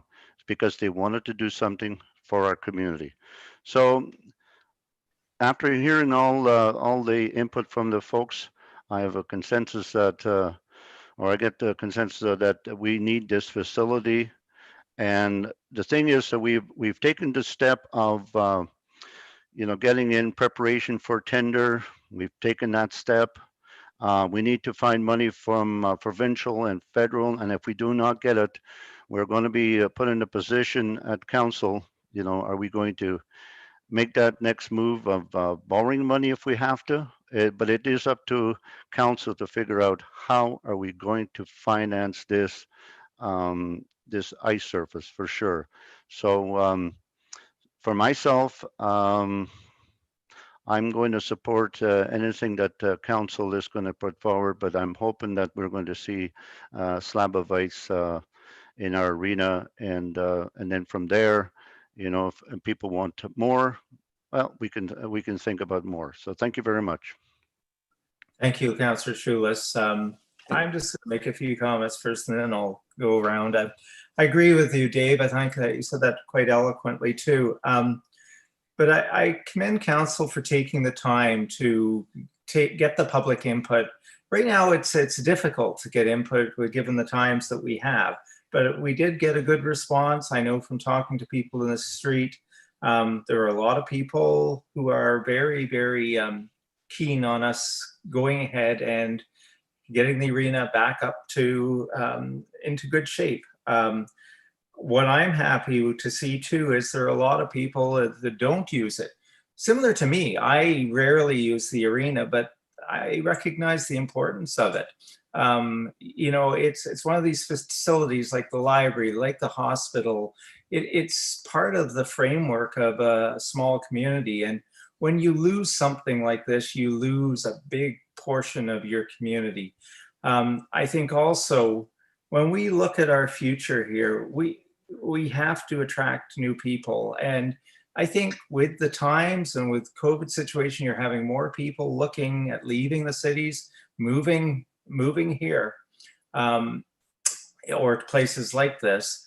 And I think you know, we have these facilities. What they're going to look at is they say, do you have an arena? Do you have a recreational facilities? Do you have a hospital? And we do, and we need to ensure that we continue to have that. And I think it's very important that we do what is necessary to maintain the arena, and over time, perhaps look at how we can make it more multi-purpose, more flexible. But I think right now the key issue is keeping that arena up, running, and safe to the public. I think also that when we're looking at it, it was interesting this morning to hear that perhaps development charges could be used against any loans or anything like that, because that's going to be one of the key decisions this council make, is how we're going to fund it. And we will be funding it if we don't get grants or other levels of government supporting us. It's a significant chunk of money.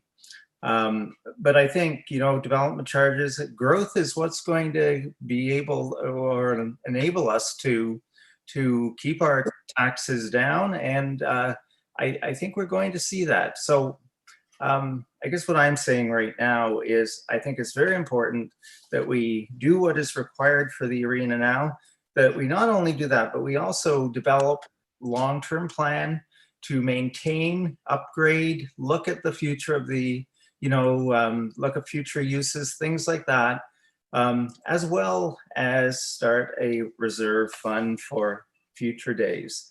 So I appreciate the work that has gone into this. I think too that I've seen a couple of comments about we're delaying, but I think it was important to get the public comments. And I think at the same time, while that was happening, we were able to get everything into a shovel-ready position. So I think we're in a good position right now. It's really the financing that we have to work out.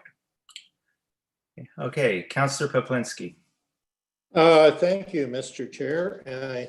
I must say, after reading all of the letters, which I did read them all, and 25, 26 or so, and I want to say I'm really encouraged by this. I think we got the public involved, and I think when we're trying to do something of this scope and magnitude, I think we need to have them involved.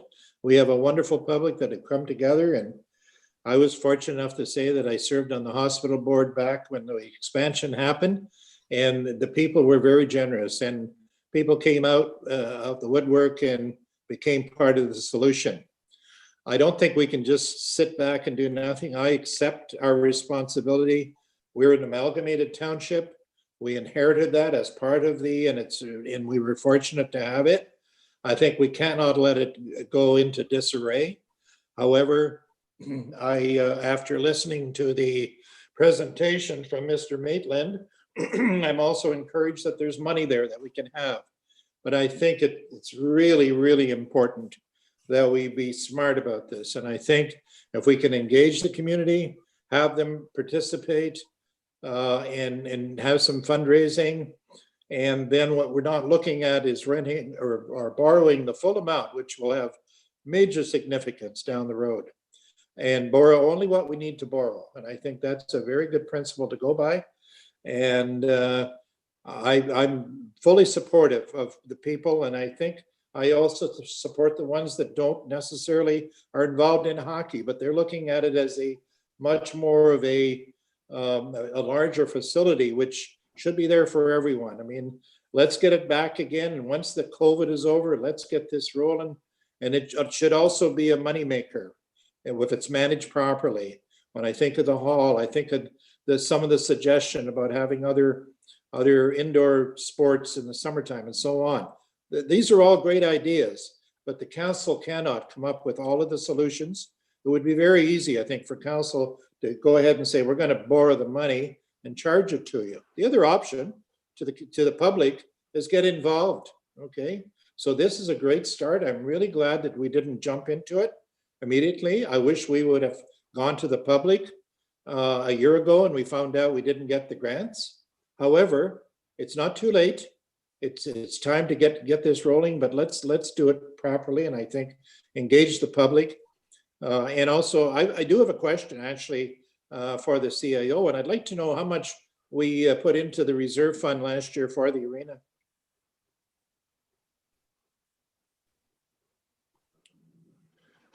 Or Amanda, whoever can answer that.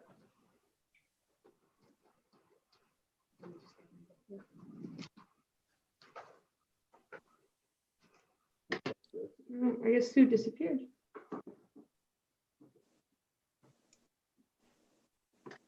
Okay, so just off the top of my head, we had budgeted 85,000 for engineering services for plans and design.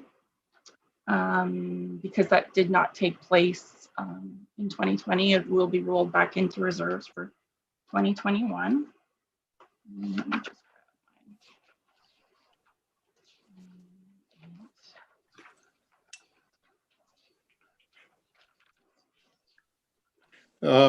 So 85,000 we put had- into reserve. We had budgeted for 2020's budget, 85,000 to start engineering plans and design. Okay, and how much, so what is the balance in that, in that account? If you could share that?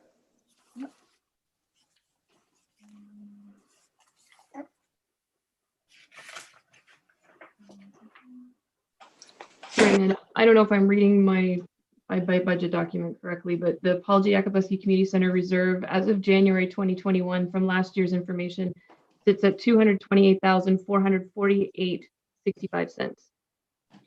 I'm sorry, I'm having a problem with my system here and I didn't quite catch what you said. Our budget document from last year states that the Paul J. Yakabuski Community Center Reserve is sitting at $228,448.65. Okay, so does that include the 85,000? The 85,000 was put in for this year, 2020. So that was just a capital item that was listed. I can see a $66,000 add-on. That might have been the amount from the kitchen.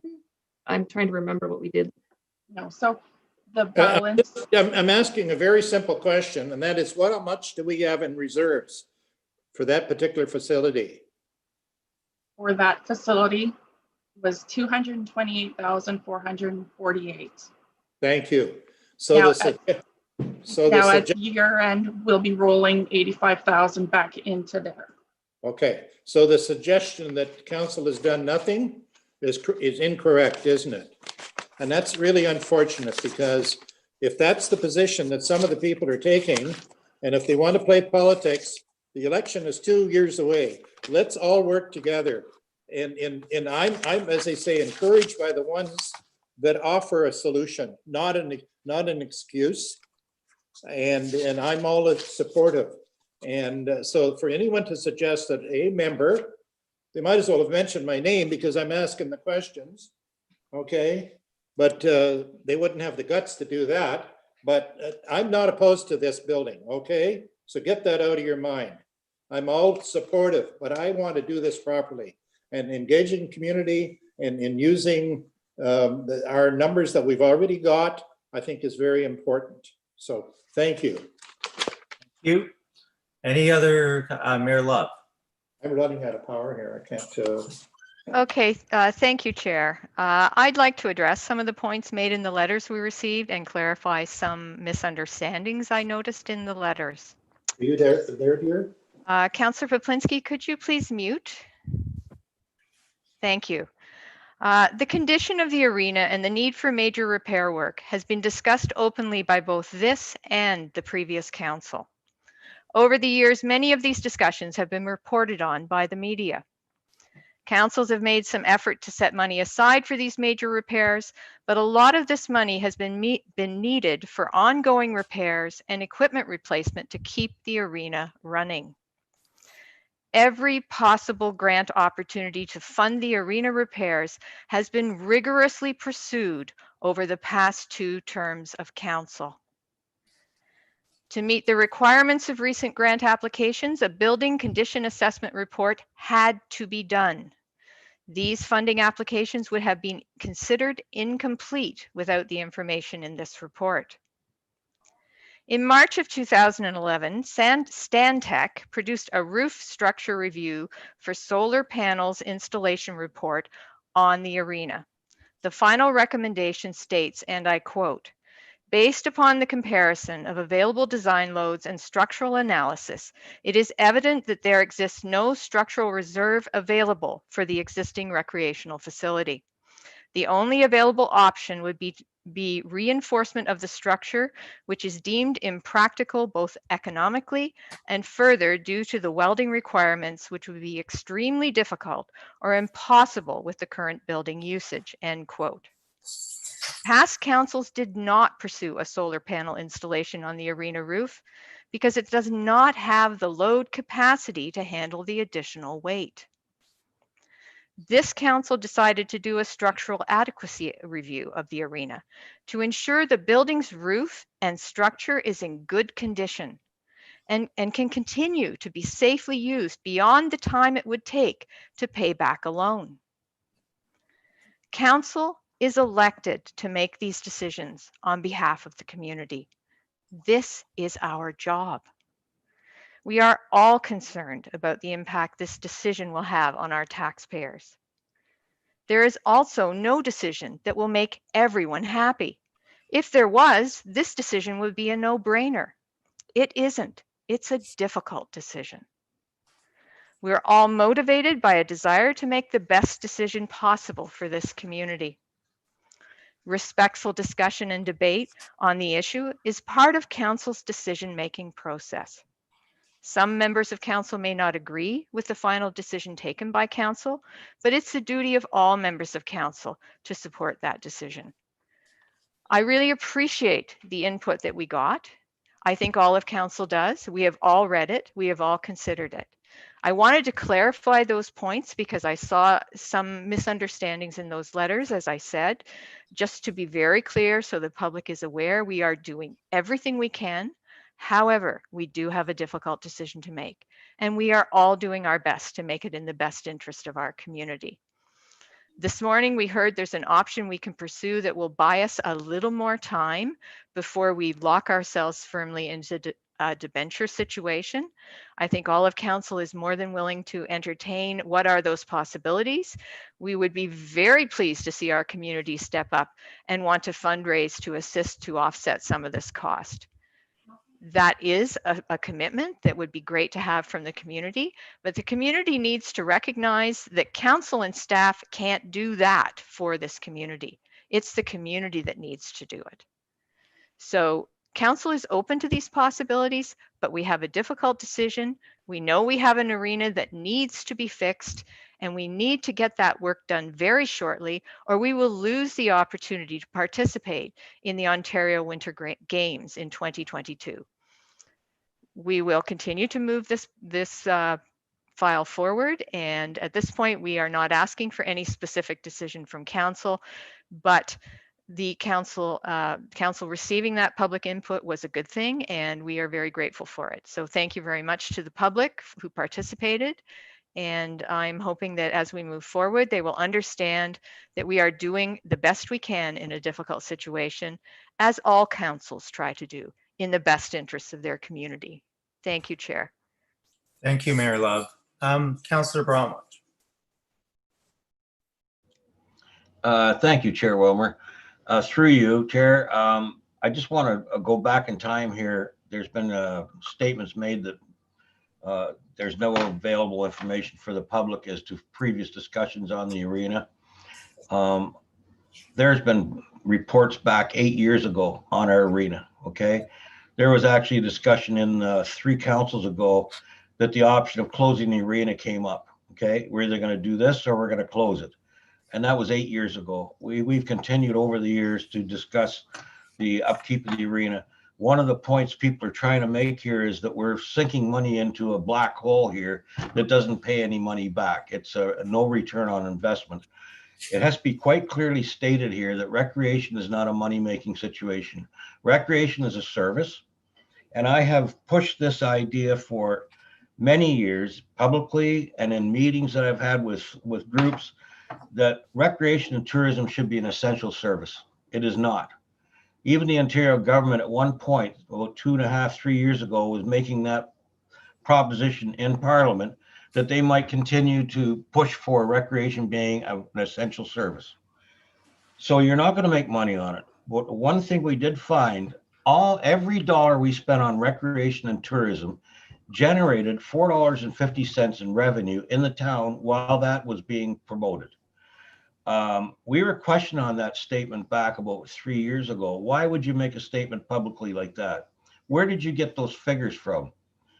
We got the figures from the Ontario government website. And every dollar spent on recreation and tourism invested by a township generates $4.50 from tourists as they come into our town, spend time, and invest in our town's services that we provide. So it's a no-brainer here. We have to keep this functioning. We have to look ahead for possibly increasing the community center's involvement, like in a fitness center. The people are saying a swimming pool. Pembroke right now are trying to build a swimming pool for $11 million. I mean, that's completely out of our range, but at least we can do is maintain the ice surface. And that's what we have to do to make sure that we keep it open. Thank you. Thank you, Councillor Bromwich. And I'm glad you brought up the point about the revenue from the arena. It's a good one because I don't think there's an arena in Canada that makes a profit. There may be some private ones that come close, but certainly no municipal ones. And you cannot look at an arena as a moneymaker. It's a service, as you stated, and it's a needed service. It's the type of service that makes its money by bringing people into town, by allowing our businesses to flourish, by having people say, wow, they've got a nice arena. That's a nice community to look at living in. Those are the ways that it becomes valuable. And it also provides much needed physical exercise to many, many people, and friendship and community involvement. So there's so many benefits that aren't just seen in dollars and cents. So I think you really have to keep that in mind.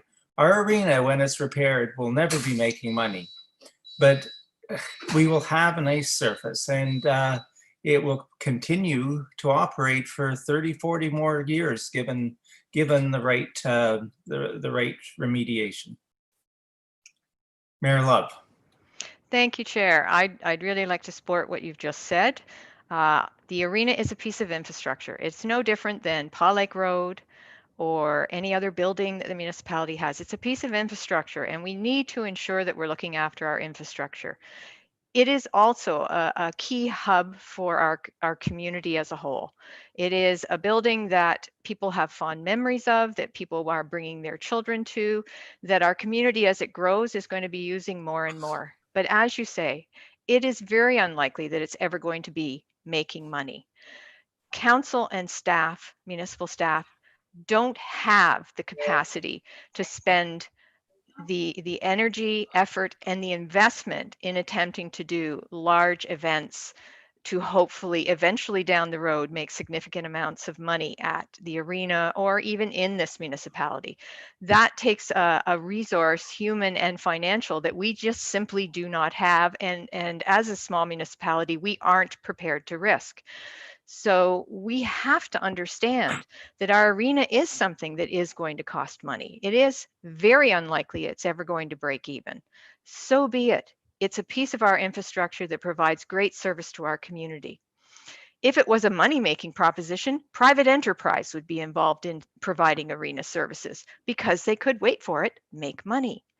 So public services like recreation facilities, like our arena, are something that government is here to provide to the community, to better the community. And that needs to be recognized by this community. Again, I will call out to the community that, you know, if you have great concern about the issue of the fact that this council is going to have to make a decision about how to fund this project, come together, form committees, and do some fundraising to help offset that cost. But this needs to be community driven. Council and staff don't have the resources to do that. We already are engaged in jobs and in service for this community. And we don't, if we had that kind of spare time, quite frankly, we there would be fewer staff and we probably wouldn't have as many counselors as we do, busily working for the community. So this is a community effort. If there's going to be fundraising, I'm calling out to the community for that. In the end, I think all agree as a council, this building needs to be repaired because while it may not be designated by the province per se as a core service, we understand that to our community, it is a core service. It is important. It has value and it betters our community. So I'm behind getting on with this and getting the job done. And I think we were provided some options today that will allow us to let our community respond to us and engage in fundraising should they wish and help offset some of this cost over the time it's going to take to do the reconstruction and the time we can use through a line of credit process to allow for that to happen. But it is going to take a number of years because it's extremely difficult to fundraise and be successful. So everyone does need to be aware of that. Thank you, Chair. I appreciate the opportunity to speak my mind on this matter. Thank you. And I think Councillor Schulas. Yes, to you, Chair. I agree totally with Mayor Love. We have to really come together, take ownership of this whole thing. It's not just the government, directing this here. Hopefully, there will be some money from federal or provincial. But even if we get money from the provincial or federal, they're not going to give us the full amount. So we have to do it together. Everybody has to make some kind of a sacrifice in order to have this here. Also, when I just want to point this out too, the importance of this arena too is in how proud we should be of our arena and our ice surface. We've invited many NHL hockey players, professionals, to come and play, from the Gilbert Dion's to the Rob Pearsons to the Ottawa Senators alumni, Brad Marsh, and so on. The first thing they say, wow, what a slab of ice you've got here. It is, I've gone and played hockey in every arena in Renfrew County, Ottawa Valley, and our ice surface is number one. And in 2006, we cannot forget this here, we were runners-up to Kraft Hockeyville. Now you take that slab out of there, what? Was this a hoax? No. We should be very proud of what we've got, and we cannot lose it. Thank you very much. Thank you, Councillor Schulas. Amanda, do you have a question or comment? So since council has the community engaged, I thought I would just bring up 2 points that financial side that I think are very important and sort of get lost along the way, even though we report on this time and again. There's always comments within the community about the reserves, the amount of reserves that we have. Why aren't we using those reserves? Why do we have so much reserves? And we have a reserve. Sorry, Amanda, I'm going to interrupt. Apparently, Councillor Papulinski is having issues, technical issues. So it's being suggested that we may want to have a short recess to allow him to attempt to join us again. I'm just wondering, would people be agreeable to that? Or wonder maybe perhaps Mayor Love, if we should make this our lunch break time, or I'm not sure. I don't know how long Councillor Papulinski will need.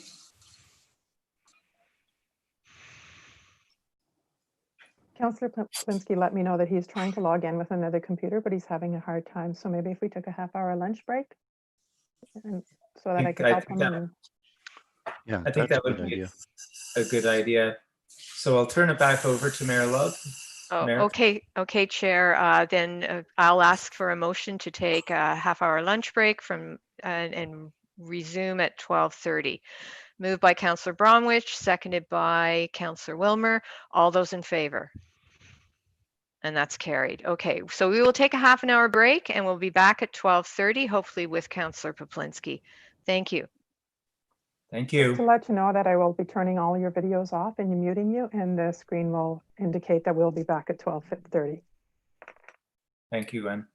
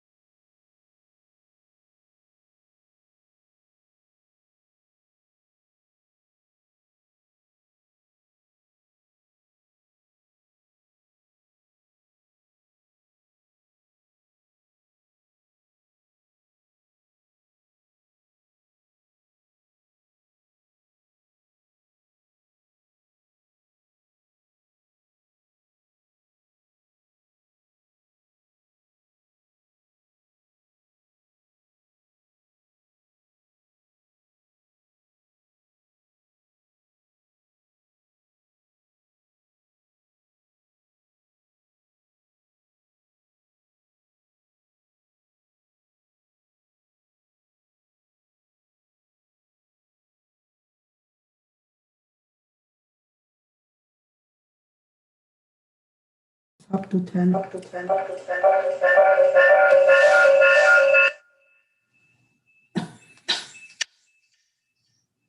Oh my God.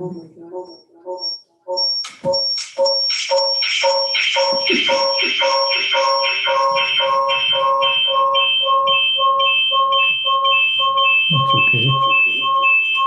You're recording me.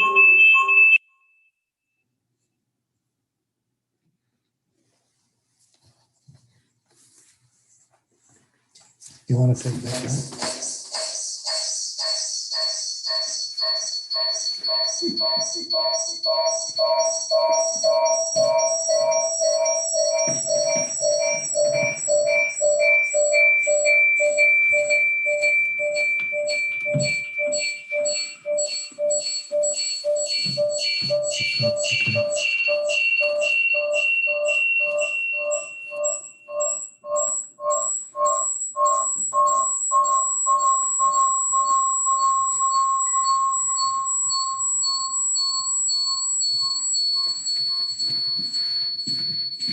We're being recorded.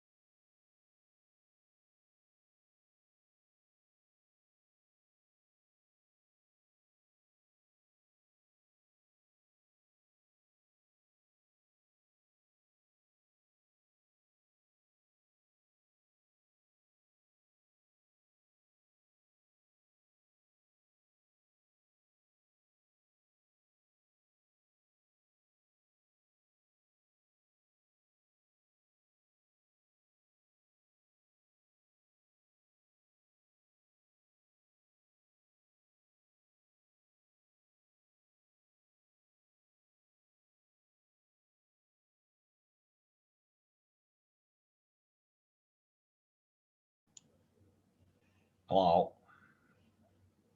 Okay. That's okay.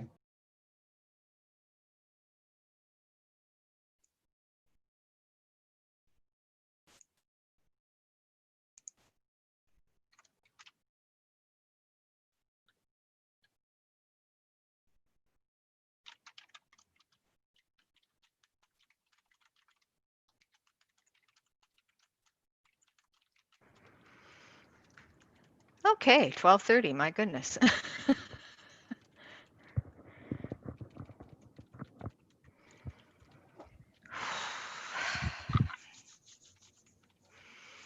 Back at it. Well, shortly. I didn't get my tea drank, but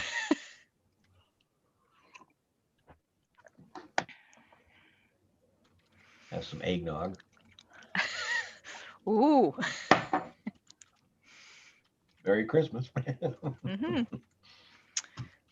All right, I guess I better find out if we are live streaming before we have any chats. Okay.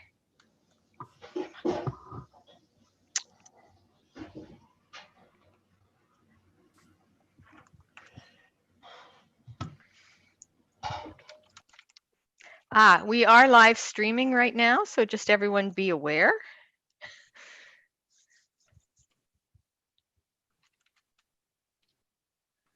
Thank you, Gwen.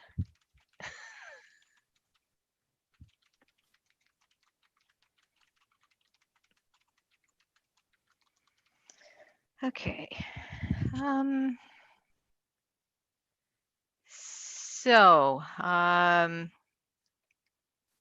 I have two Councillor Poplinskis in the meeting.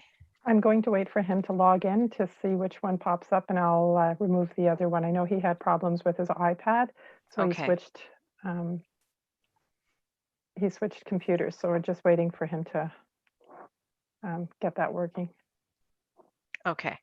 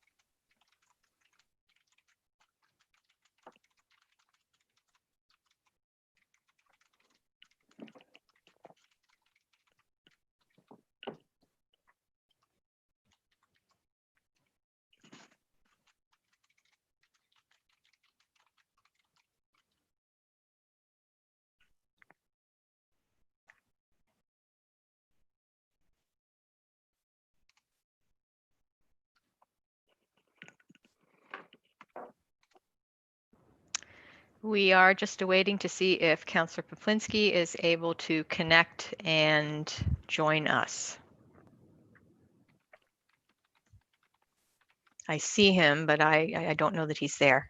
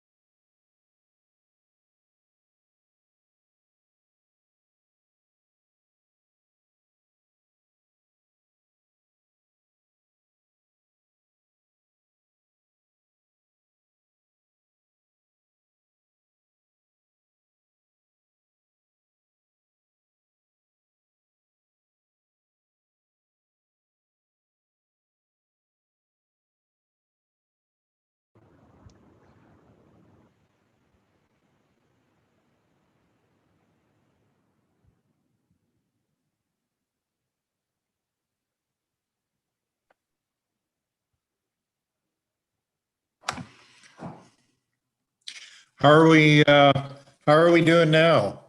I see Okay. you and hear you. Yes. Okay, so I can see the gallery. Okay, so I think we're ready to proceed. We are currently live streaming. So I will call the meeting back to order and turn it over to Chair Wilmer to continue with recreation and community development. Thank you, Mayor Love. All right, well, where we left, we were still in discussion on the Paul J. Yakabuski Arena. I think everyone had spoken several times, and there seems to be a lot of support from everyone for the renovation of the arena and to get back and into good shape. So I guess at this point, some of our decisions seems to be mainly around the funding. But I'm wondering if there's any direction we can give moving forward to staff right at this point. Councillor Bromwich? No, I didn't have my hand up. Sorry. Oh, sorry. Sorry. Councillor Poplinski. Yes, thanks, Mr. Chair. I have a question and perhaps something for staff to be able to research for us. And this goes back to the conversation we had this morning with Mr. Maitland and the various financial products that they offer. And it was encouraging to know that there's more than just two options. And I just think that we should be looking at if his particular company offers a plan that if we had the funds, we could have a buyout early. And if so, would there be a penalty involved? And also he talked about percentages for the interest rates. I'm interested in knowing, he mentioned there's no commissions, but I'm wondering, is there any other service fees or any other costs associated with this? And once again, it's a big marketplace out there.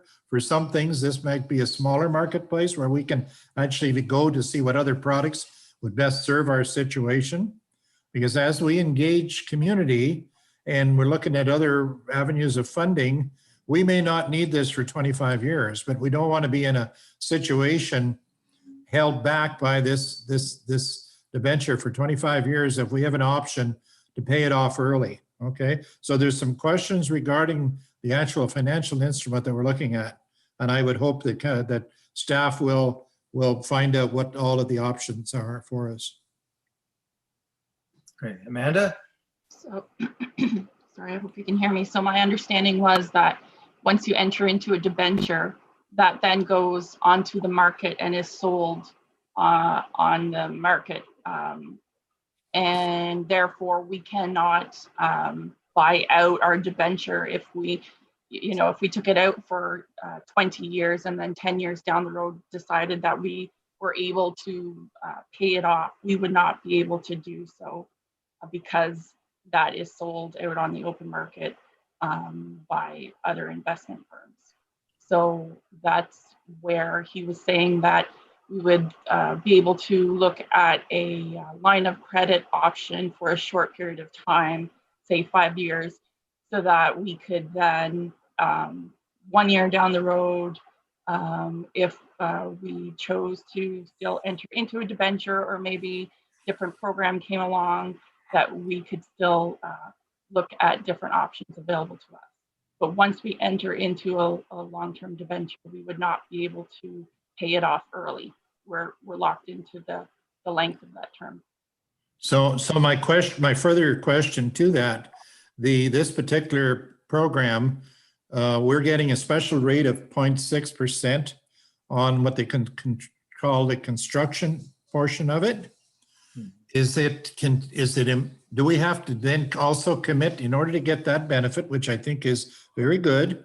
Do we also have to commit to the 25 years of paying back money? Because that, you see, is it limits us to, well, I just feel that it's a competitive marketplace out there, and there are other people that have programs, and I would like to see have a little more flexibility, so that if we can, get it paid for. And especially, you know, we have a great community, and I really have a lot of faith in their ability to be part of this solution. So that's my concern, is to make sure we're doing all our homework. Okay, thank you. Okay, thank you. Mayor Love. Yes, I think that what Mr. Maitland said this morning was that there is this option to go from the construction loan to the line of credit, which could extend possibly up to 5 years before a question of debenturing it. In that 5 years, the municipality would have an opportunity to pay down that line of credit, very much Yes. like a person with a line of credit. Yes. So if there was fundraising that occurred, that amount could be paid down. Now, council needs to recognize that 5 years from now or 4 years from now, interest rates may not be as competitive as they are today. So that is a risk that would be taken by pursuing that approach to this. The interest rates we are getting are extremely competitive. And I would think that if Amanda was to approach any other financial institution rather than Investment Ontario, which is basically a part of the provincial government that has set this up, we would see much higher interest rates and a lot more. We may see the odd thing that's more flexible, we may not. So I'm wondering, is it possible for the treasurer to just get us some comparables from the actual market to be able to identify to the public what the market would offer versus what Infrastructure as Ontario would be offering. As you're getting the information for Infrastructure Ontario on this new idea that's new to council today of going from construction loan to line of credit, it would be nice to see what else was out there to reassure us that this is the best way to go.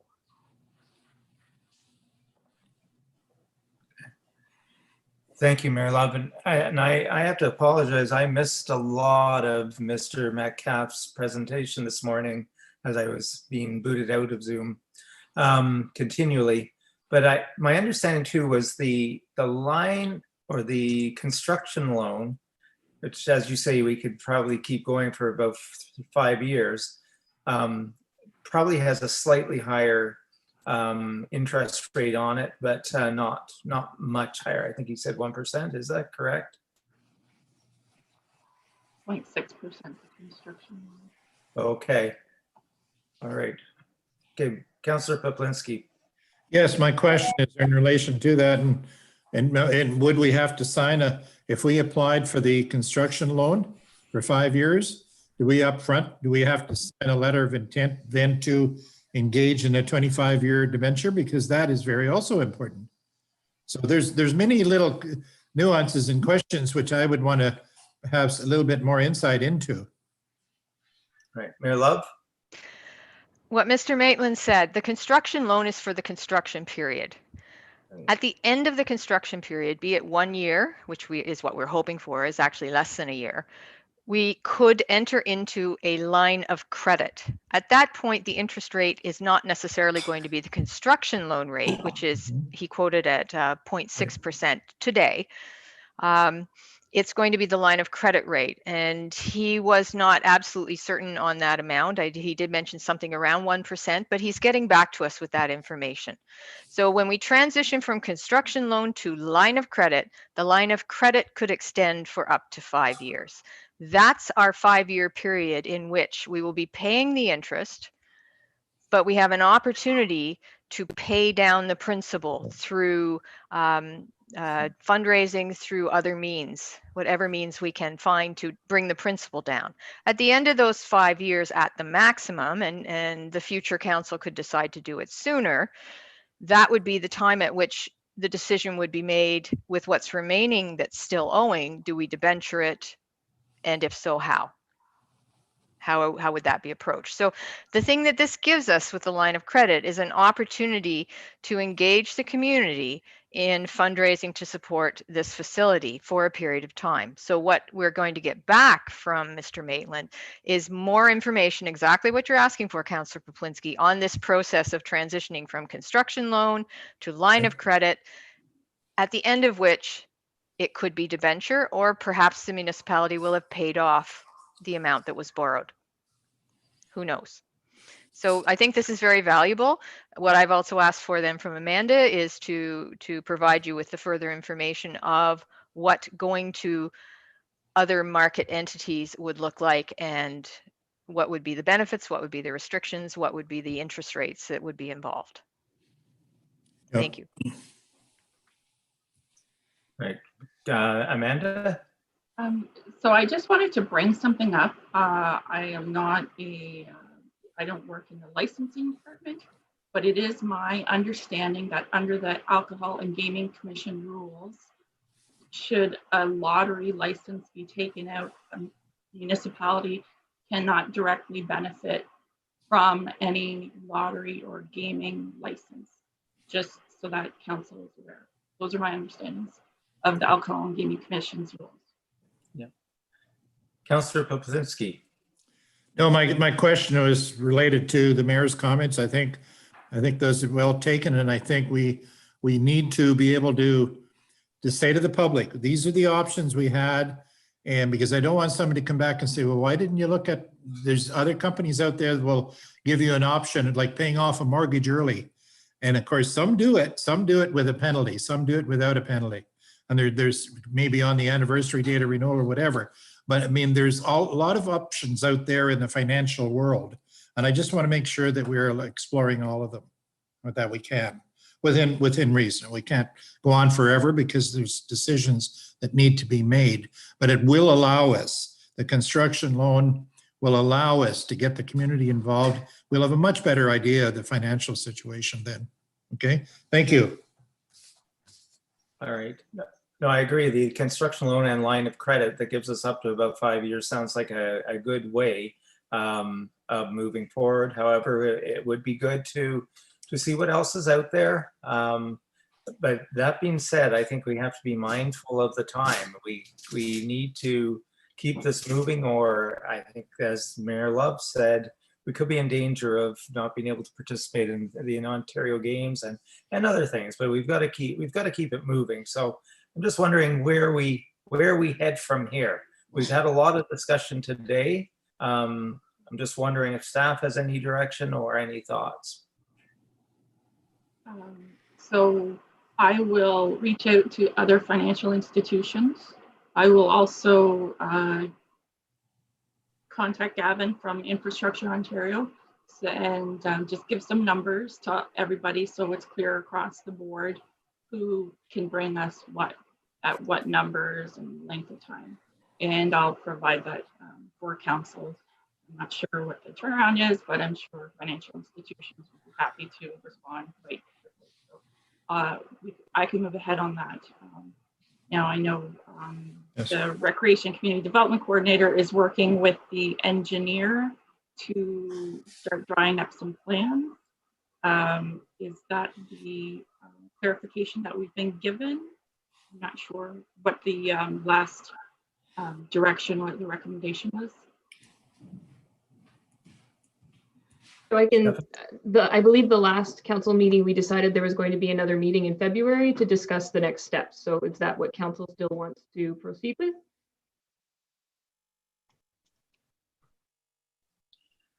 Yeah, I think we did discuss that and talked about having some type of public meeting. Mayor Love.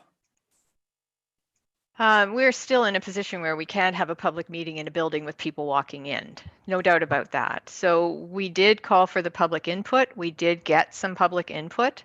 At this point, we have made we passed a resolution to move forward with the tender document, the creation of the tender document. So until we get until we have a little more of the information that Amanda will be collecting for us to come back to us with, there's no real decision that can be made in terms of, we're not informed to make a decision about a financial component. So that's sort of something that we've gone as far as we can today. We learned something, it's good information. Now we just need to get a little more before we can look at where council is comfortable in terms of that process. When the tender document is done, I guess, I'm asking, do we need a resolution of council to actually put out the tender? Because that's going to tell us whether or not we're even in the ballpark of what this is going to cost. So question to staff, do we need a resolution to do that?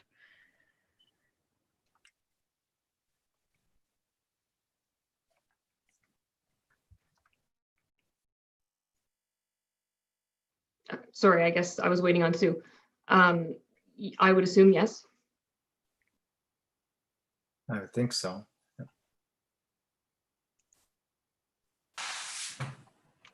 If I can speak, so I would be hesitant to send a tender out to the market just to get numbers. I think it would be very important for us to ensure that we are committed to the project and to proceeding before we just send documents out, because that's where if you do not proceed, these companies put a lot of work and a lot of money and a lot of time into submitting some tender results for us. And if we just do it just to get sort of feelers, it can really create a bad look for us on the market.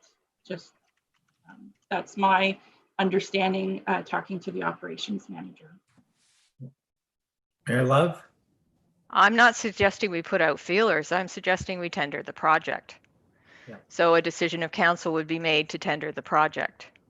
I'm not getting any sense from any member of council that anyone is absolutely opposed to proceeding with these renovations. The tender we've asked for offers options coming back, so that there's the bare minimum, there's a little bit more, there's a little bit more. That's the kind of tender we've asked for. There will be decisions that will have to be made once we get back the information from tendering.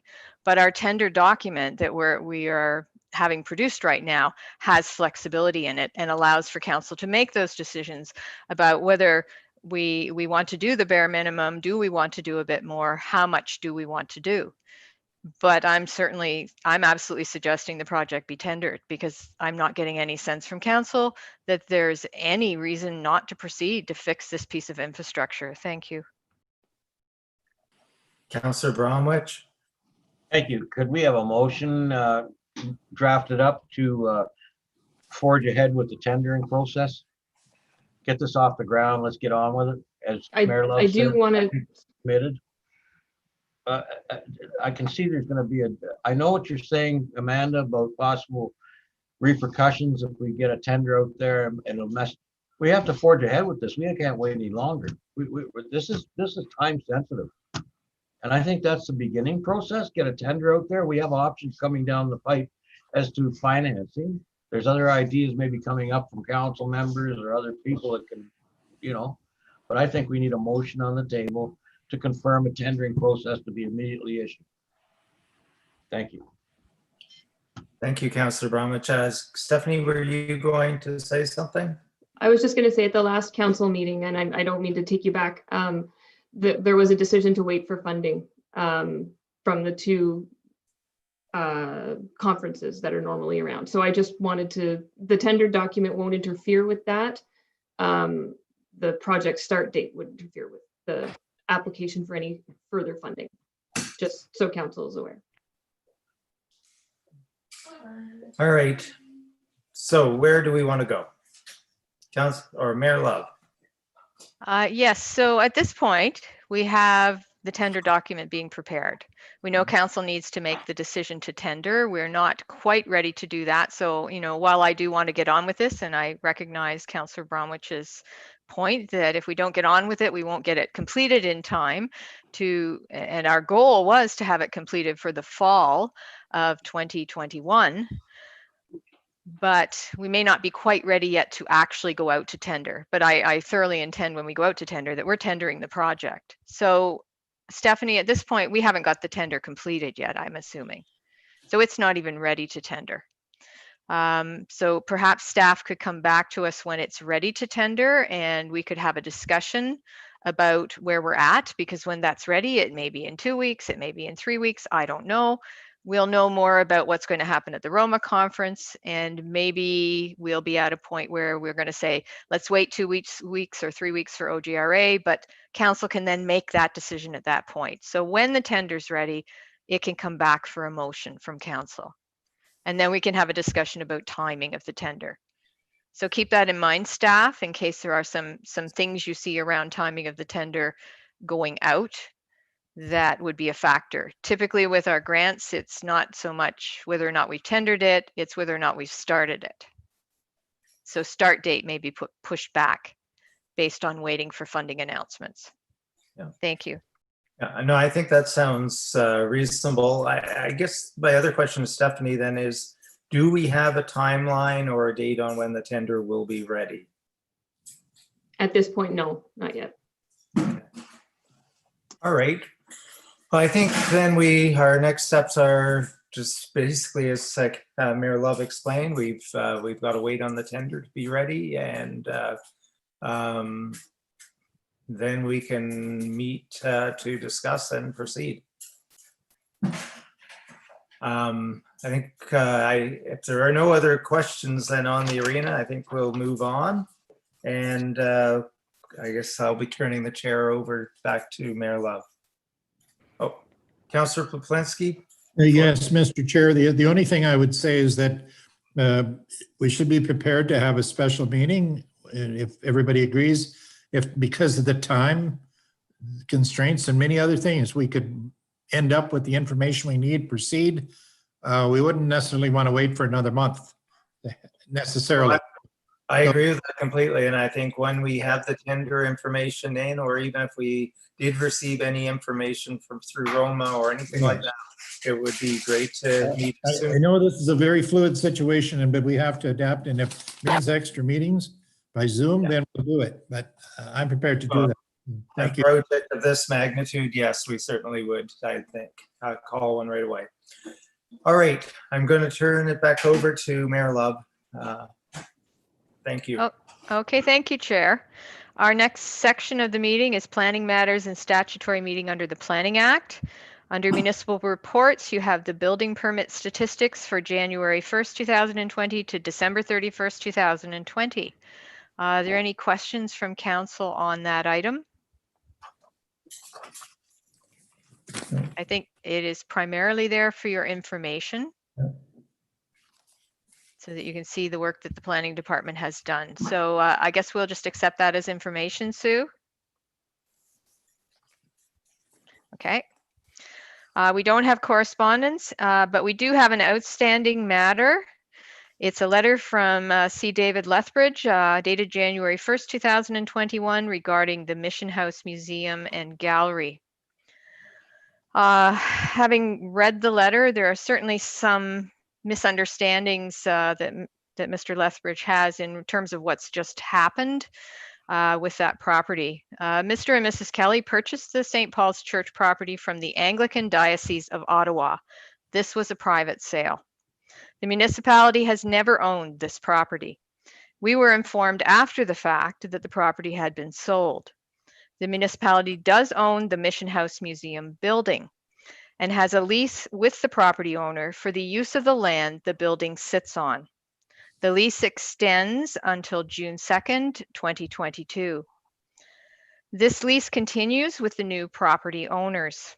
The allegation of a violation of OREG 55-18 refers to the Council Code of Conduct, and I'm puzzled as to how this applies in this matter. I would also like, staff to respond to Mr. Lethbridge and identify these points that I've made that are the facts about this property, so that he is fully aware and the municipality has informed him of the fact that this was not our sale. It was a completely private sale. So any comments from council on this at this point?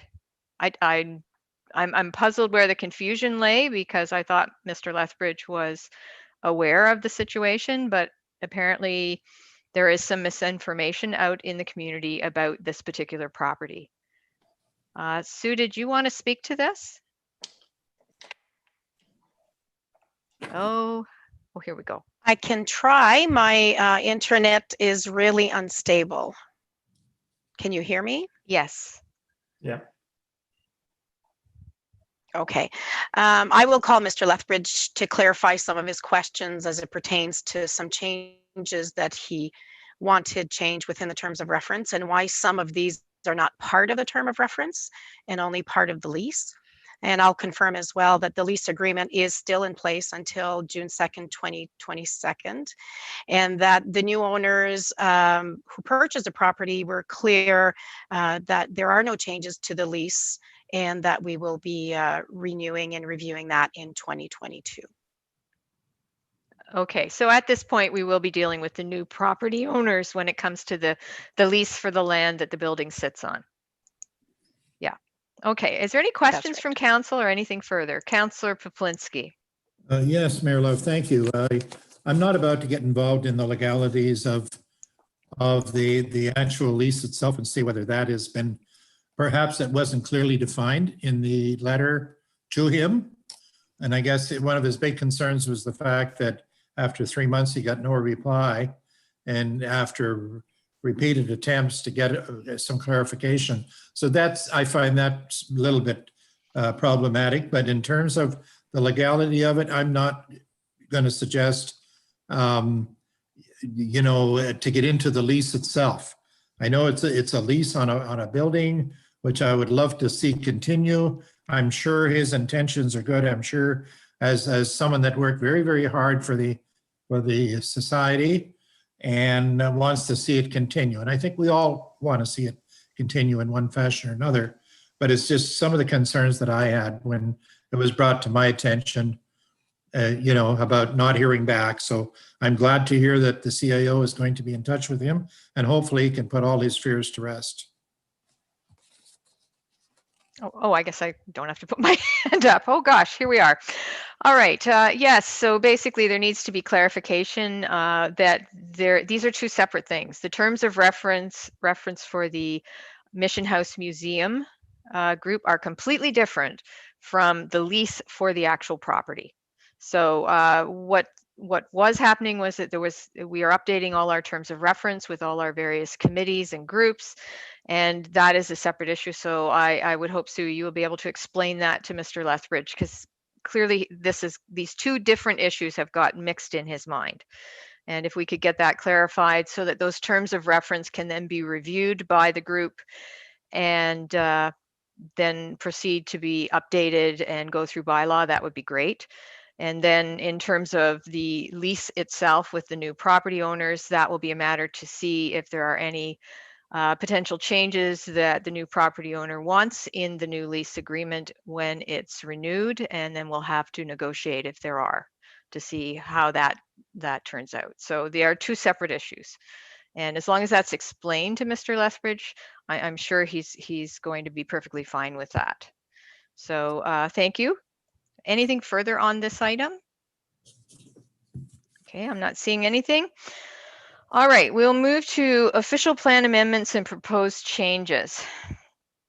This is a fair chunk of work that certainly council was given the latest version of the official plan for the County of Renfrew, which is now known as OPA 31, which county is working on updating once this has come about after the province did allow the County of Renfrew the power to make changes to OPA 25 that came back from the province with modifications. Those changes do have to conform still with the provincial policy statement that was updated by the provincial government recently. Silas, did you want to speak to this at all? Does staff want to speak to this? Silas. I think I'll let Madam Chair, to go through it. If there are any specific questions, I can address them. The only thing that I was going to mention was that our concern was with the 1 kilometer boundary distance, and I think council did receive a copy of the letter from November the 12th, 2019, which spelled that out, and Mr. Kelly said that it should be addressed during the OP. And as we had done yesterday with our working group, meaning staff and yourself, Madam Mayor, that you have been working with County Council to address a lot of the other issues. But I think the specific one for us was the expansion boundaries, and that we wanted to have some kind of a consultation meeting with the county and Ontario Clean Water people to see which direction our municipality needs to expand, that it just shouldn't be a blanket 1 kilometer circumference around the municipality or the village of Aries Bay proper. Thank you. Okay, I think I'll go into more detail explaining that to council when we get to that item, which is, I think, is number 26 on the list. So council, you received a, you did receive the entire official plan with the changes highlighted and struck through so that you were able to see what changes are being proposed. One of the other things that has been provided to you is something that I received at County Council, which helps to coalesce this large document into 4 pages that identify all the proposed changes, and so that they can be easily discussed. So I think if you could turn to those pages, which are, start on page 193 of your package. I know you've had an opportunity over the holidays to read the entire official plan that was sent out to you. And this, as I say, is just a chart of specific changes that are being proposed. I thought what we could do is go page by page and discuss if there are any items of concern that you have with any of the items on the page. The reason we're doing this is because input on these changes has been requested by the County of Renfrew and has to be returned to them, I believe, by Friday. So staff has to coordinate any input from council and provide that back. Now, realize that this input needs to be at a high level because the official plan for the County of Renfrew is sort of the overarching document. It won't be input about specific properties or very specific places or items in Madawaska Valley. So we have to think in terms of in general and the municipality as a whole. So I guess I'll start on the first page, which is 193. And I just wanted to ask council, does anyone have any questions or comments or concerns about any of the changes that are listed on page 193? Councillor Poplinski. Yes, thanks, Mayor Love.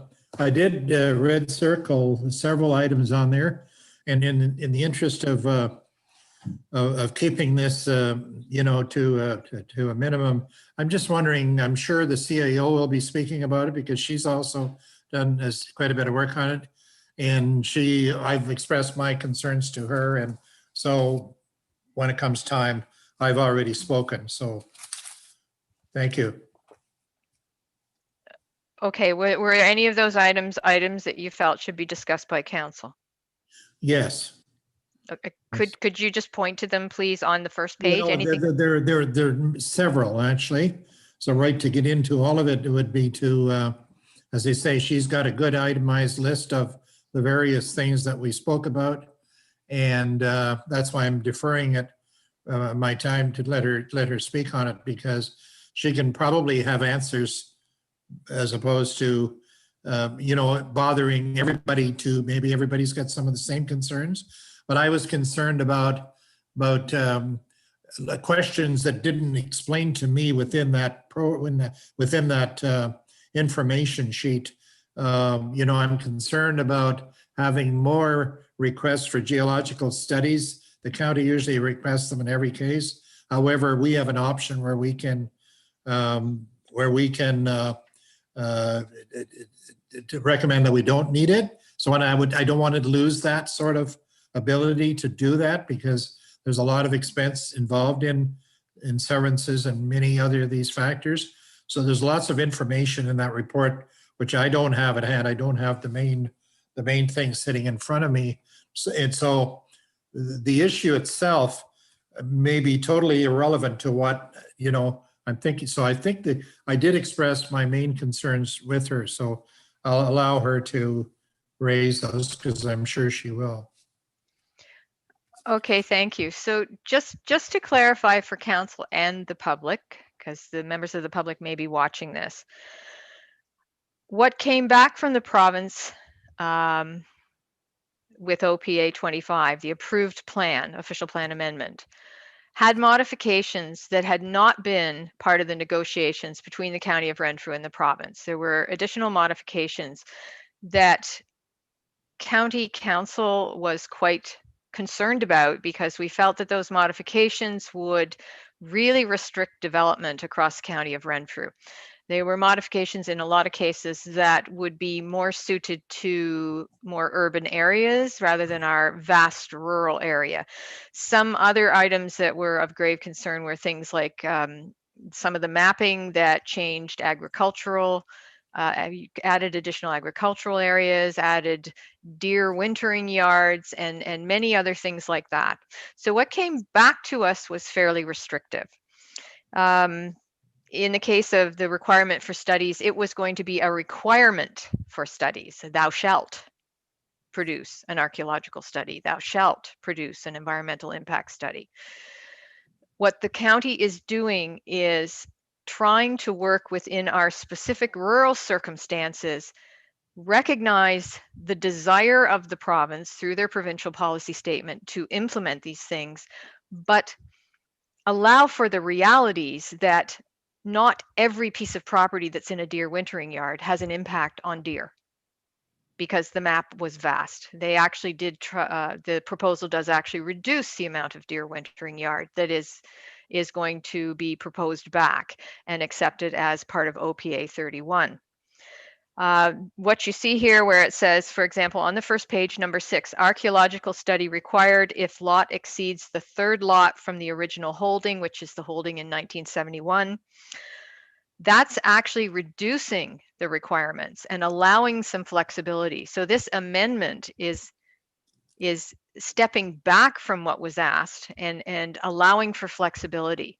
The county is working very hard to actually do what you said, but what is not going to happen is that we're going to be able to say, nah, we don't need them. There's going to be, they're trying to put in place reasonable rules that will work in Renfrew County. We could ask for no studies to be required and it'd only be at the discretion of council. I doubt that's going to be something that the county is going to be able to accept because they do still have to work within the framework of the provincial policy statement and to a certain extent address what came back to us from the province. So I certainly respect your concern, but I would like council to be realistic about the fact that while you may have a concern about this, this is looking for some middle ground that will work as best as possible in Renfrew County. There will be times when studies will be required, whether it, and county is doing its best to make it be sensible. So that's what we're seeing here. This is stepping back from where it was to a more reasonable position. Did I describe that reasonably well? I'm hoping that's a fair assessment of it. Okay, I'm getting a nod from Silas. That's all I'm looking for, because I'm kind of handling this as the person who's at County Council who's been listening to this discussion and engaging in this discussion. So, we're fully aware of this concern, but understand we're doing our best to work within a fairly restrictive provincial policy statement that is pushing still in a very direction that does require a lot more, significantly more studies and more restrictions than the County of Renfrew was working under with the previous official plan. Was there anything else from any member of council on the first page of these amendments that they wanted to bring up? Okay, I'm hoping there's some understanding of, where we are at with this and what we're trying to do. How about page 194? Was there anything specific on 194 that anybody wanted to bring up? Okay. I'm not seeing anything. Then I'll ask about page 195 of your package, which is the third page of these items. Anything on this list that council wish to discuss? Okay, I'm not seeing anything there. So what I'll do is move to page 196, which is the fourth page. And what I'm going to do is identify to you An area of concern that I had and I've spoken up about at County Council, a number of other members of County Council also had a concern about this. And there was some discussion just yesterday I had with staff just to verify that this is a concern for us. So I want to point your attention to number 26, page 78 of the amended official plan. It's village community.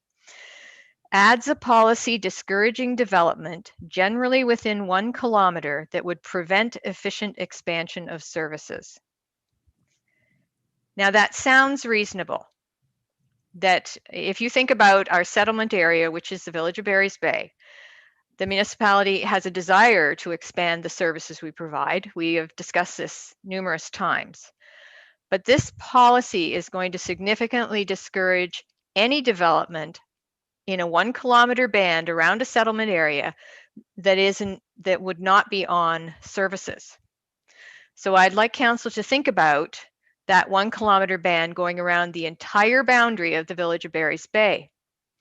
My point to County Council was that there needs to be consultation with the municipality to determine whether it is viable to expand municipal services to all land in that 1 kilometer band around the boundary of the municipality. In our particular case, I would suggest out Paw Lake Roadway, where the boundary is there, it's not viable. We know that. Our geography does not allow for that expansion without great expense. So my point at County Council was that there needs to be consultation with each and every municipality that has a serviced settlement area to determine whether or not the municipality feels that it is financially viable or physically viable to expand the services in all directions. In our particular case, we would probably very much support that rule being in place out Highway 60 or near the hospital, where we're looking at there potentially being some possible expansion out the other direction, right, of Highway 60. So without consultation, we're sterilizing areas of land that don't need to be sterilized. But consultation would ensure that the municipality and our understanding of how we could expand our services and what makes financial sense to expand to, that's incorporated into this policy. One of the challenges other municipalities are facing with this is that some municipalities border on a settlement area. It's not in their municipality. Example, Arnprior, Renfrew, those are settlement areas, but other municipalities border on their boundaries. This would sterilize a section of that municipality, and that municipality would have no say in whether or not service was going to be provided, because it would be up to the settlement area municipality. So this did produce a fair amount of discussion.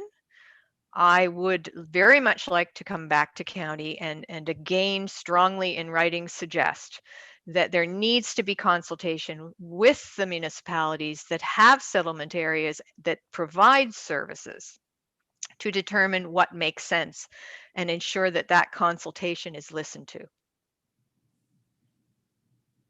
Have I identified why I think this is a problem? I'm just wondering, does anyone have any questions to me about why that would be a problem or why I think we need this consultation? Councillor Poplinski.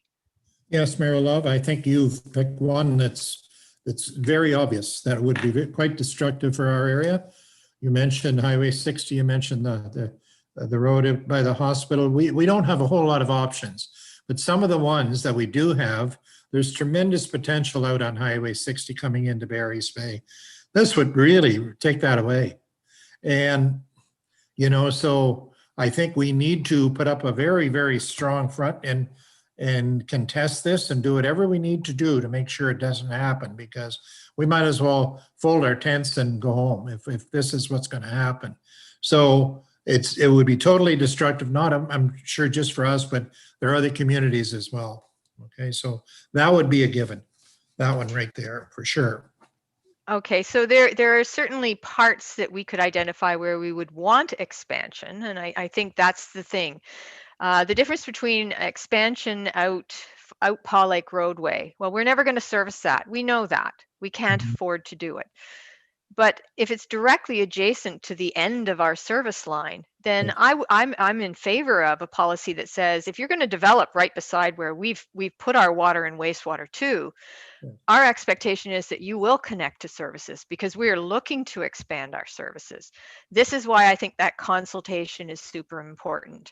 And in talking with planning staff, one of the things that I think we identified is that we do need to have a sit down and discuss with Aqua where that expansion is possible, what it could look like, what kind of numbers can be accommodated, because we've been told that our systems have lots of excess capacity. Well, that sounds great, but could we at least estimate, does that mean 100 extra homes could go on it without it being an issue where we would have to look at upgrading?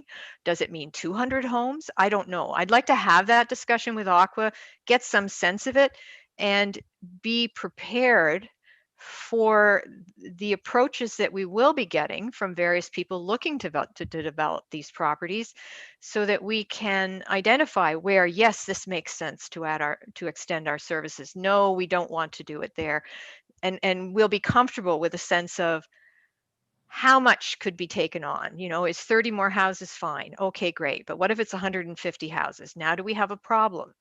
I think this is information that we need to do to tap into our experts and acquire some sense of this, so that going forward, councils are confident as they see development and growth, that we are going to be able to handle it and that it's going to be good for the community. So I think that's one of the things that planning staff and Aqua staff need to have that sit down and come back to us with some sense of what that looks like. That would help us to inform that consultation that I'm asking for from the County of Renfrew in regards to this particular amendment. I would note to council, this amendment did not come back from the province. It was put into this by County of Renfrew staff. So I feel that since it is not an amendment that came back from the province, it should be open to and listen. The county needs to be listening to its lower tier municipalities in regards to this. So I will continue to push, but I would like very much in our written comments coming back to the county that we would include this. Does anyone have a concern with us including this request for consultation in our comments? Okay, I'm not seeing any concerns. Okay, one of the points I think staff discussed number 27, which adds a new policy that small subdivisions being less than 10 lots may be permitted with an alternative form of access if supported by local municipalities.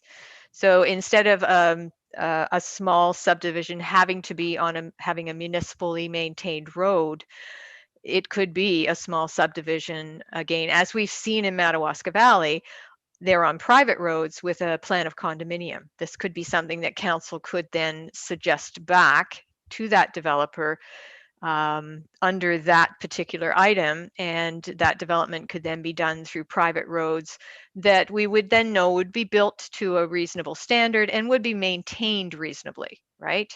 Rather than a lot of our private roads that there's no agreement for. So this is an interesting new point that council should be aware of. This would provide some flexibility in terms of not having to be on municipally maintained roads. Any thoughts on that one? I think it's a good one. I'm not saying anything negative about it. Just wanted to note it to you because it's something new and different. Okay, I'm not seeing any comments on that. Sue? I can't even read that. I'm sorry. My system is frozen. Okay. Sue, can you try to log back in? Can you go out and come back in? We can hold our conversation until you come back in. I guess we'll just take a little pause here until Sue can get back in. Since she will probably be penning this letter, I would very much want her in the conversation.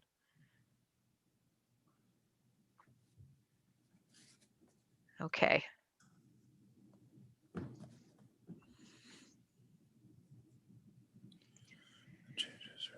This is the joys of having everyone doing school online at the same time that we're trying to conduct our meetings online, I will bet you. Okay.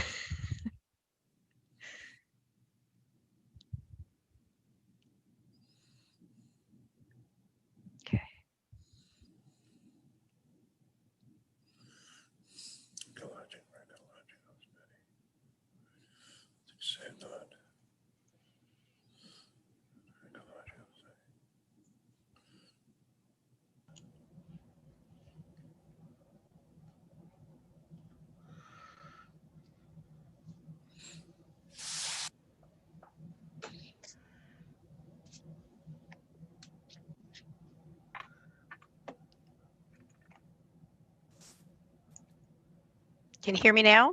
Yes, we can. Okay, we've Okay. just paused. I don't know if you could hear me. We just took a pause. I could hear you, yes. Okay, because I know you'll probably be either penning or working with staff to pen these comments back. And that was that's what I wrote on my note was, my system is froze. We'll draft the county letter to reflect all comments. Except I needed you here in case there are any further comments. Okay, so Council, is there anything further than on the 4th page? Any other items you wanted to discuss or comment back on to the county? No. Okay, I'm not, Councillor Bromwich, I can't see you, but are you good? I'm here. Okay, and you're good, okay. Good. All right, so if there's nothing further on that, that gives staff some sense of the comments they can make back, along with any little points that are, there were some points that our planning staff may want to make on some of those items. I do believe, particularly the number 27, I think I brought that to council's attention. Right. That we actually think that's a good item. In this information, we also provided you with the letter from that Mr. Kelly sent to Sue in regards to our request to review the boundaries of the settlement area. Could I suggest that staff respond to Mr. Kelly and ask that he identify exactly when we could do that? Because I think part of the taking a look at where we could expand services between planning staff and Aqua to determine what's viable would be then that would give us the information about where we would like to expand the settlement area, what makes sense in terms of expanding the settlement area. So if we could maybe contact Mr. Kelly back and ask him exactly when and this point in this timeline we should be providing that information, it would be good to know so that we will then have a timeline in terms of getting that work done. Would council concur with that we would get back to him and get him to clarify exactly when? Because it has been, getting a new official plan in place has been a much extended process from what was originally imagined. And we're not quite there yet, even with this OPA 31. It's not formally and finally completed. So I'd like to know when that comment and input needs to go back to the county. Are we good with that? Yes. Any concerns? Okay. So that will address that. Any other comments or questions from council on the official plan amendments? I'm not seeing any. Okay. Oh, sorry. Councillor Poplinski. Yes, thanks, Mayor Lev. No, I don't have any questions. I just want to make sure that all staff, Silas, I'm sure you're part of this as well. This is in your backyard, so I would expect that, and along with the comments that the mayor or the CAO has already accumulated there, I think it'll serve us well to see that report. And however, we've got this, there's a deadline on this, isn't there? Yes. To respond? Yes, the response has to be back by Friday. However, if we're looking at our settlement area, we don't have a deadline on that at the moment. Okay, but the rest of it we could proceed with, and then certainly we're directing staff to do that, so I assume it will get done. Thank you. Okay, yes. Sue, so you can take that as a direction to staff. Do you need a recommendation or a resolution? No, we have it as a action for staff. Thank you. Okay, great. Thank you. So that pretty much completes our planning section of the meeting. Thank you, Silas, very much. We'll move into finance and administration, and Amanda is with us. Under municipal reports, we have the financial indicator template, the FIT for 2020 for the Township of Madawaska Valley. Amanda, did you want to speak to this? Yes, so annually following the audit, we submit our financial information to the Ministry of Municipal Affairs in their FIR program. From that, the ministry compiles our data and provides this FIT return for us. So it's an opportunity for council to see an overview of kind of a basic scorecard to see where we are with our financials, and puts it in sort of like an easy way to read, you know, low, high, moderate.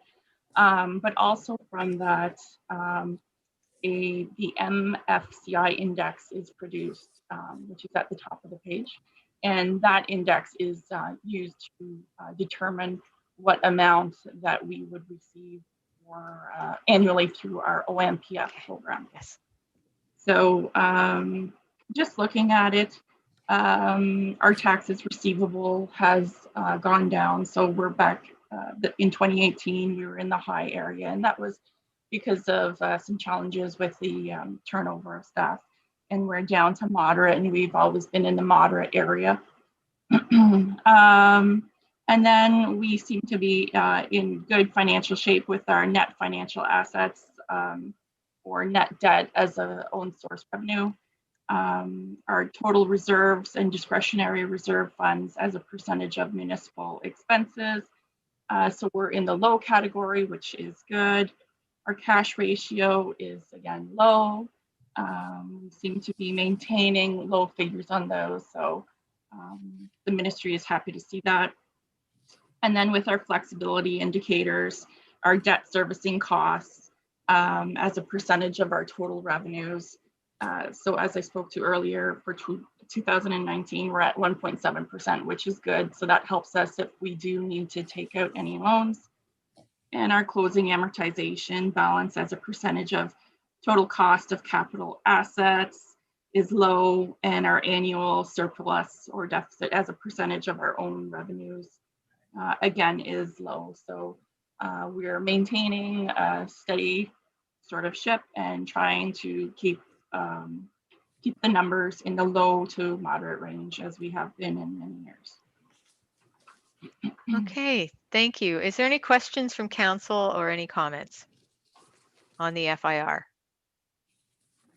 Okay, do we need to accept this? Do we need a recommendation for this, or can we just accept it as information? It's just information for council. Okay, great, thank you. Then our next item is the 2020 Revenue and Expenditures Report and Capital Project Update. Amanda. Okay, so we have transitioned to our new financial system. There have been some challenges, and so I have provided the report as best as I can for the moment. So overall, staff has been trying to keep salaries low or within budget, to keep expenses within budget, really trying to watch our nickels and dimes here. You'll see in the reports the transfer station and waste disposal salary numbers are a little bit higher. But that will be offset by the Canada Summer Jobs Grant, which is in the revenue side, because we did have some summer students working at the transfer stations in the waste site. Due to COVID, a lot of work was delayed throughout the summer. So therefore, we have a lot of expenditures and invoices coming in now, and therefore our December numbers are not finalized. So we're seeing invoices slowly rolling in now for year end. So just so you know, this is not a final report of 2020 because we have some very large expenditures still coming in. The cost centers and project accounting numbers, which are our construction costs, our vehicle expense numbers, for some reason are not reporting on this revenues and expenditures report. So I am working with the iCity support specialist to try and figure out how to get those on there. But I have provided a capital project report for you, so you can see where the budget numbers are falling for some of those, or for all of the capital projects. And same thing with the water and wastewater budget amounts are not accurately reporting on this report, and they're just not being grabbed. Something to do with it because it's in a different bank account than our regular bank account. So I'm hoping for by the February report, council and committee, I will have the final clear number for council. But it looks like we're doing well to keep our numbers in line so that we will come in with a surplus. So there is the capital program. I've itemized everything by departments. And these are all capital numbers, mostly anything that meets that capital threshold of $5,000 and over. So I've just provided what the 2020 budget is and what the 2020 actual is, and then the variance. So any unspent funds where reserves were used, the balances, if there are any, will roll back into those reserves, and those will be completed within the next month. If council has any questions with regards to any of these capital items, I can try and answer any questions for you. Okay, great. Thank you, Amanda. And certainly council appreciates the fact that you're in the process of transitioning to new software, learning the new software, and getting to the point where it actually provides back to you what you expect. Which, as we've all learned to use even just Zoom, which is nowhere near as complicated as the financial software that runs the municipality, you know, it can be challenging. So I recognize that you are working very hard to try to sort this out and to actually get out of our new software what you want to get in terms of the kinds of reports you want to provide to council. I appreciate the fact that you're attempting to get us something so that we're kept up to speed as much as possible. Thank you. It is difficult to watch the old software and then the new software to make sure everything's reporting accurately and in line. And it just seems to be our luck. This is the year that multiple municipalities switched over to this software program that we have, and therefore it totally booked up all of December for our support specialists, and I was not able to get any time with them to try and work out some of these kinks. So that was just my luck, and everybody else had the same idea within the province of Ontario. Well, then we're in good company. All right, now I'll go to council. Does anyone have any questions on the expenditures report and capital project update? Okay, Councillor Poplinski. Yes, Mayor Love, thank you. I don't have any real questions. The only question is for Amanda is, when do we anticipate having, you know, sort of, if we're ever going to get to a system where we can, you know, get the truer numbers type of thing, you know, as we get closer to budget, I presume that we'll have something. I find right now it's very difficult, and I understand the challenges that you've got in dealing with it. So I'm not looking for specific answers on any particular thing. It's just nice to be when I look forward to the day when we can look at everything and it's a clear picture what we spent, what we've taken in, and that really is. And I'm sure that's your goal as well. So if there is some sort of idea when we might expect it, it would be great. If not, we'll just keep working towards that goal. It's my hope that all of these will be fixed and we'll have all our invoices in for 2020 by the February council and committee report. Yes. Okay. Thank you. And just be patient with it. I know it's frustrating, and anybody that's used to looking at financial statements and all that stuff and to look at this format, it's pretty confusing. So it'll be nice when we get it all done. I think it would also be nice when you can customize the reports a little more. Yes. because I found that a bit challenging too. Okay, anyone else with any questions on any of these pages?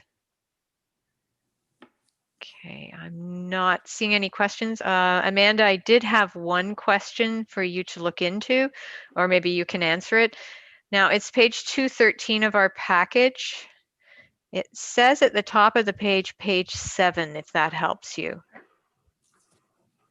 It's municipal properties.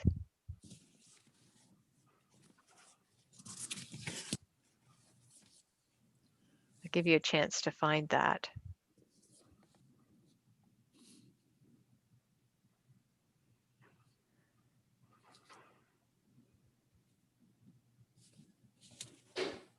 Okay. Okay, I'm just not sure what it says. 4,419.91 under municipal properties miscellaneous expense. Is that a? Can you tell me what that was? So municipal properties, that's our Cumberland Methodist Cemetery. And there was damage to the fence, I believe, at that location. So we had to incur the expense, so it is there, and we are working with insurance to get those monies back. Okay, great. All right. So it makes sense. It just, when we had a budget of $500, it kind of stood out. Yeah. So I knew that something, either it was something that had been posted in the wrong place, or as you said, there's a perfectly logical explanation for it. Okay, There that's was great. Landscaping work, and fence had to be rebuilt as well. Okay, and our insurance hopefully will cover some of that. Yes. Okay. Was there any other questions on these pages from council? Okay, I'm not seeing any questions, and I literally only had that one at this point. So I guess then that completes that. We're just receiving this as information, as I understand. Okay. So our next item then, and thank you, Amanda, for that. We do appreciate all the work that's going into this by staff to get everything sorted out and transferred over.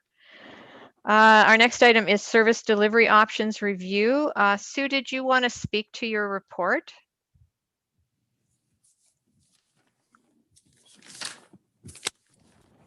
I can try to see if I get kicked out or not. So the report speaks for itself. At the previous council meeting, you had brief council on the different types of service deliveries, reports that have been done throughout the county, most of them that had received funding for those projects. They're all different in nature. Some are operational, some are service delivery reviews. One is upper tier, and the other one involves 5 different municipalities. It was agreed by council to provide them with a copy of what each of those separate service delivery reviews provided, and provide them with the cost, that they're aware as to what the cost was to that had been obtained through some quotes and through tendering to get those done. So I will leave it to council.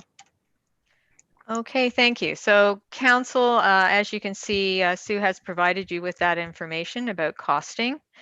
The reason I asked that you be provided with these 3 documents is that they are each in of themselves significantly different. There are different paths that the municipality could pursue. The simplest approach I would suggest would be an operational review, such as Bonnechere Valley did. As you can see, Bonnechere Valley ended up with, let's see, did I write down how many?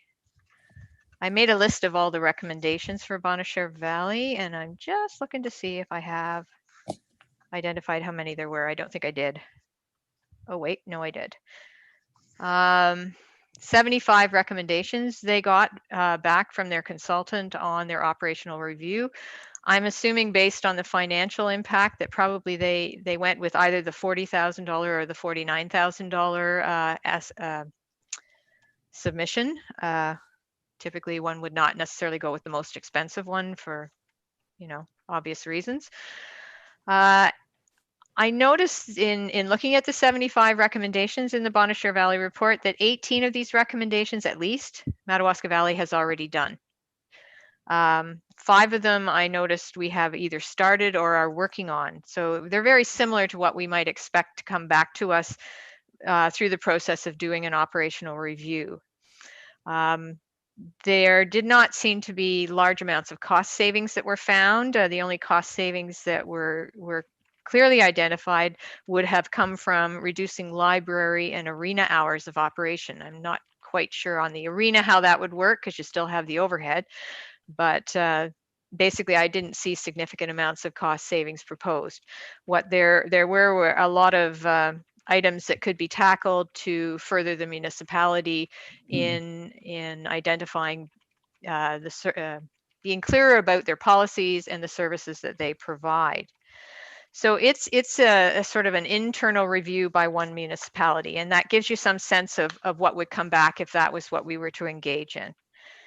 The LEG service delivery review is a review that was done by a group of municipalities wanting to look across municipal borders to see are there any efficient and effective things that could be implemented with varying groups of those municipalities in order to provide better service or more efficient service. It has 33 recommendations. Again, the one thing I did note in reviewing all the recommendations that I did list and look at in detail is that most of those recommendations require additional working groups, additional studies. They're sort of like, here's a suggestion, but it doesn't tell you how to implement it. The report that came back basically says, you could try this, we think it would save you some money, or you could be more efficient. The work that would be involved in almost all of those 33 recommendations would be significant. There's a huge commitment, and you'd need to have a multi-council term cooperation to succeed, because you'd never get it done in one term of council, even if you started at the beginning of the 4 years. But it's an interesting exercise to see that this group of municipalities have engaged in. If council was interested in that kind of a service delivery review, we would have to start by finding out whether any of our, typically would be our neighbors, our neighboring municipalities, whether any of them would be interested in that kind of review. If they're not, then obviously that would be difficult to conduct. If they are, then that would start a very long process of discussion and negotiation. But it gives you a sense of that kind of review and what can come back from it. And the third one that you were provided with was the one done by the County of Renfrew. Now, you are only provided with what was presented publicly. There is actually a confidential report that's 120 pages that backs this public presentation information up. The reason it's not public is because it goes deep into HR issues, specifically in terms of this position or that position, and should it be retained or should it not be retained, or should it be combined or should it be moved. So that detailed report obviously then is something that had to be dealt with by County Council in camera. But this gives you a sketch of what was presented to the public. It does suggest that there's net savings per year of about $156,000, $157,000 that county can achieve.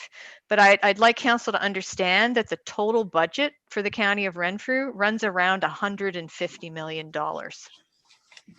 So it's not a big percentage of that total budget.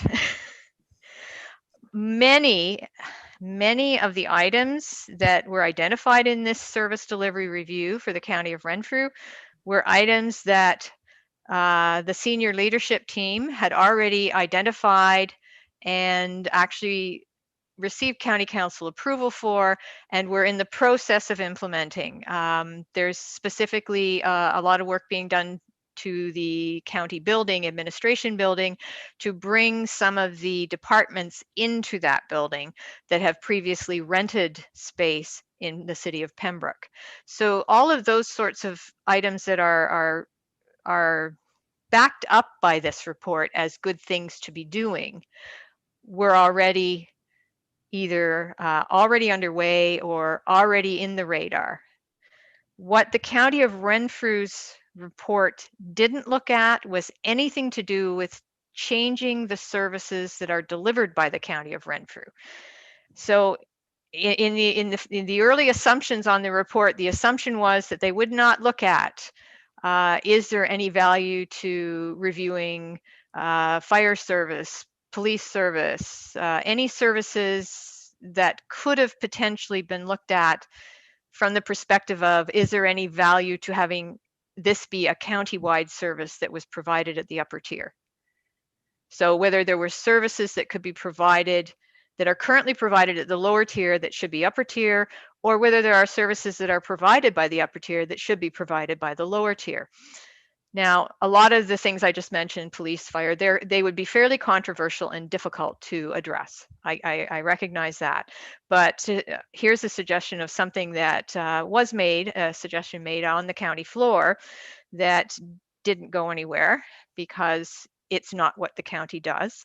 And that was when the Residential Tenancies Act was brought into play and was becoming something that municipalities were going to be responsible for those inspections. It was suggested that perhaps the county of Renfrew should take on that responsibility. And then there would be one person who would be, or one or two that would be trained from the county of Renfrew to go out and do those residential tenancies inspections. This could have been a cost saver rather than 17 municipalities having to provide an employee who does this and who is trained to do this. So there are opportunities to look at. There were, many of the county councillors felt there were opportunities to look at who does what. But this report didn't do that. It purely looked at the services that were delivered by the county of Renfrew.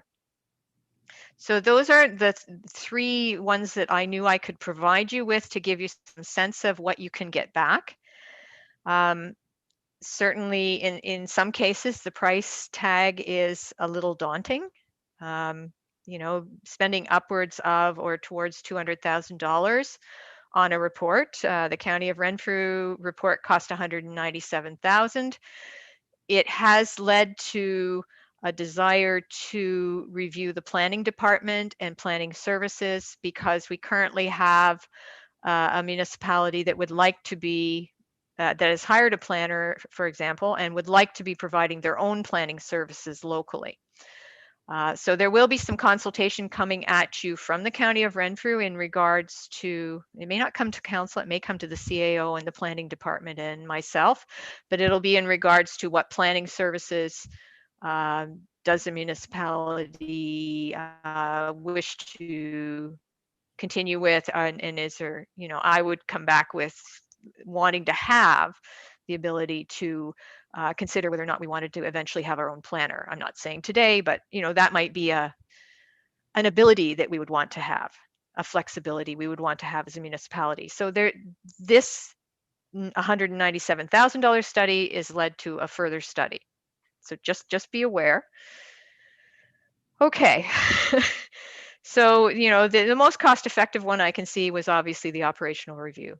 So at this point, they are very different. I'd like to get some council input into what desire we have to do a service delivery review, and if so, what type of review. I will go with Councillor Poplinski. I think he has his hand up.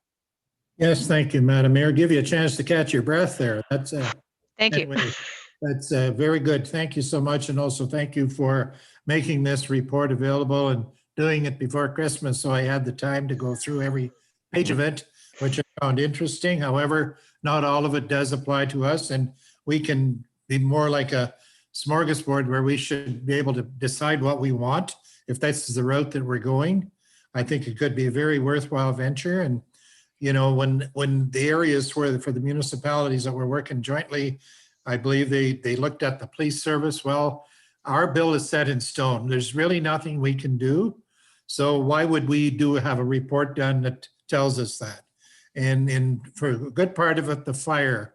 However, there's some joint ventures that maybe the fire department can work with others, which we would encourage, but I don't see the need to go out and have an expensive report to tell us that, you know?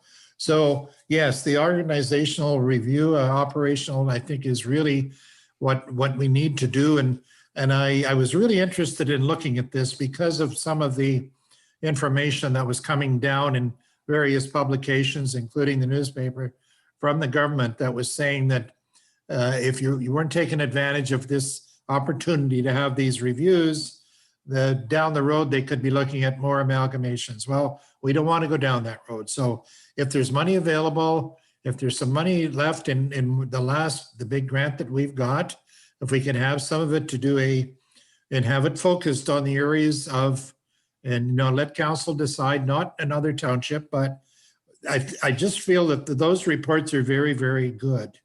And we can use them as a means of increasing our knowledge about, but it's always good to review your organization, and especially as we're dealing with major expenditure at the PJY, if there's something we can identify as an area where perhaps we can, reallocate money and so on.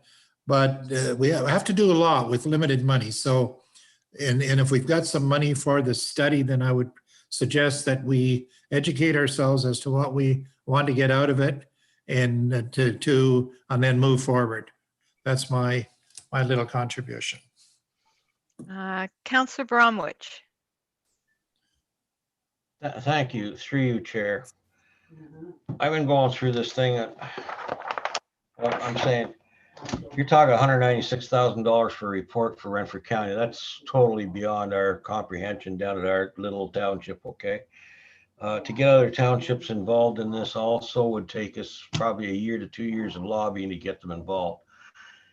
This smacks of a time study, the old time study reports we used to have done in industry, where a guy walks in, an expert walks in and goes over every job in the plant, in the office, and redefines everybody's responsibilities and delivery of services in their lens. We have staff, professional staff here that know the job. We have a CEO who knows human resources, who knows how to plan things. This is a smack in the face in a lot of staff members that are in operations and to management positions. To have somebody from the outside come and charge us probably $40,000 to $50,000 to tell us how to run our business is a little bit of so what scares me is they start telling you what you have to do or what you should be doing. Then are we obliged to follow their report and redefine our whole operation? So it's a dangerous, just because there's money available for a report doesn't mean we should take advantage of it. It's going to demean whatever operations we've got going at present. Our staff has been involved, financial, the treasurer, the planning staff, everybody's been in this game a long time, and I think they're pretty professional and they can find shortcuts in spending money. I would like to see us sort of back off on this as being an aggressive start. I don't like time studies. I sure as heck don't like this kind of nonsense. This is a waste of money. And realize tax money, if they're offering us money for a report, it is our taxes. Whether it's the provincial or federal level, we still pay for it. So I'd say take a second look before we decide on anything right now. That's just my feeling on it. Thank you. Okay, Councillor Wilmer. Yeah, I was just going to say, oh yeah, I am on. Okay, thank you. Yes. When I look at the three, I mean, there's really only one that makes any sense to me, and that's the operational review. I think the others, just timelines, getting different municipalities together, that would be, if we could do it, it would take a lot of time, and I don't think it's worth it. I think doing a brief, simple operational review would be the best thing for us if we're going to do this. Keep our costs low. And when I look at it, I mean, I look at this one, it particularly interested me because the two consultants that did it are the former mayor of Arnprior and the former CAO of Arnprior. So they do know the valley, but sometimes it's good to have an outside eye check in and just have a look. I find the tone of the report to be very positive overall. It's not critical, but it certainly does identify where there may be some issues. So, I mean, if we're going to consider this type of thing, that's the sort of direction I would go. Okay, thank you. So, I'm not getting any sense that we want to engage surrounding municipalities at this point where we are, as a council, perhaps very interested in very much more interested in looking at our own operations. There will be future intakes of funding. I know it is provincial dollars are tax dollars, but if they're offering them, I don't know why we wouldn't be trying to get them to offset our taxation and to allow us to keep the money that we have been given to actually implement some of the items that may come out of a review. So there will be future intakes of funding to do service delivery reviews and operational reviews. I would suggest strongly to council that as soon as that intake's open, it could be something that we could apply for again. Our application was already completed. We are ready to go. The application itself is pretty much shovel ready to go again. So why would we not try to do that? At the same time, if we were to take the list of recommendations for Bonnechere Valley and perhaps maybe have staff go through them and identify the ones that we've already done. So we've already done a new strategic plan. We already have senior management team meetings. We have agenda preparation software in use. There are some things that we already do in Madawaska Valley. So if staff could maybe identify of the list of recommendations, what did I say? There were 70 some odd of them. If they could 75 of them, if they could identify what we already do, what we're already, and then those things that we've already undertaken, and then provide us with a list of what was suggested to Bonnechere Valley that are things that Madawaska Valley hasn't done. We could then review that list as a council, and it would help us in looking at what we've already done, what we're in the process of doing, and what's been suggested to Bonnechere Valley. We could then be able to hone in on what do we really want to see from an operational review? What's our expectation in terms of what would we want to get back? And I think that would help as well to get a product in the end, if we were to proceed with this review, to get a product that in the end is going to actually speak to our needs. I don't need something to say you need a strategic plan. We've got one, it's up to date. So what are council's thoughts on that? If we were to ask staff to take the list of recommendations from Bonnechere Valley, identify them into those 3 categories, things we've already done, things we're working on, and things we haven't considered, and bring that information back to council so that we can have a deeper look, a deeper dive into what the potential is from a service delivery review. At the same time, as soon as there's an opening for funding, intake number 2, which didn't open because of COVID, as soon as it does open, staff would be able to then submit our application. So hopefully we would get some funding to offset the cost of doing an operational review that would be targeted towards how Madawaska Valley can improve. And this isn't anything, as it says repeatedly in the Bonnechere Valley review, this is not in any way a negative thing about staff or about council. This is about building on the positive things you're doing and helping you to grow and build better in your municipality, to have direction and purpose and have all the things you need to be able to ensure that things are being done efficiently and effectively. So it is not at all negative. It is about going forward in a positive way. Would council be, Councillor Wilmer, you wanted to speak? I was just going to say I agree with the approach you've identified. Yes, I would agree with that. Okay, so council, can we do that? Maybe we could have staff review these recommendations and bring it back to our next, is it too soon to ask for our next council and committee meeting, Sue, or would it be the one after that? No, we could certainly bring that at the next council and committee. So what I'm hearing is staff recommendation to bring forward suggestions for council to consider that staff may see beneficial, and how and potential timelines that would be associated with that, and how they could be implemented to find efficiencies. So we would look at some of the operational reviews that have been presented to council, compared to what we are doing, how we could do it better, and how it would impact us. I think specifically focusing on the one done for Bonnechere Valley, Yes. because it is internal. And, you know, even if initially what staff could bring back is just the list I asked for, Yes. identify what we have done, what we're in the process of doing, and what hasn't been on the radar or considered as something we should do. Because then council can have that discussion about these various recommendations. And, you know, there may be some here that we just go, nah, that's not somewhere we want to go. It's not going to be productive. Because there's a significant amount of work identified in these recommendations. So we want to grab our low-hanging fruit first and be productive about doing things that are efficient and effective. Okay, and on a staffing side, if I may, Madam Chair, on a staffing side, it again gets us shovel ready for funding that comes if council is agreeable as to what where we should be narrowing our focus. Right.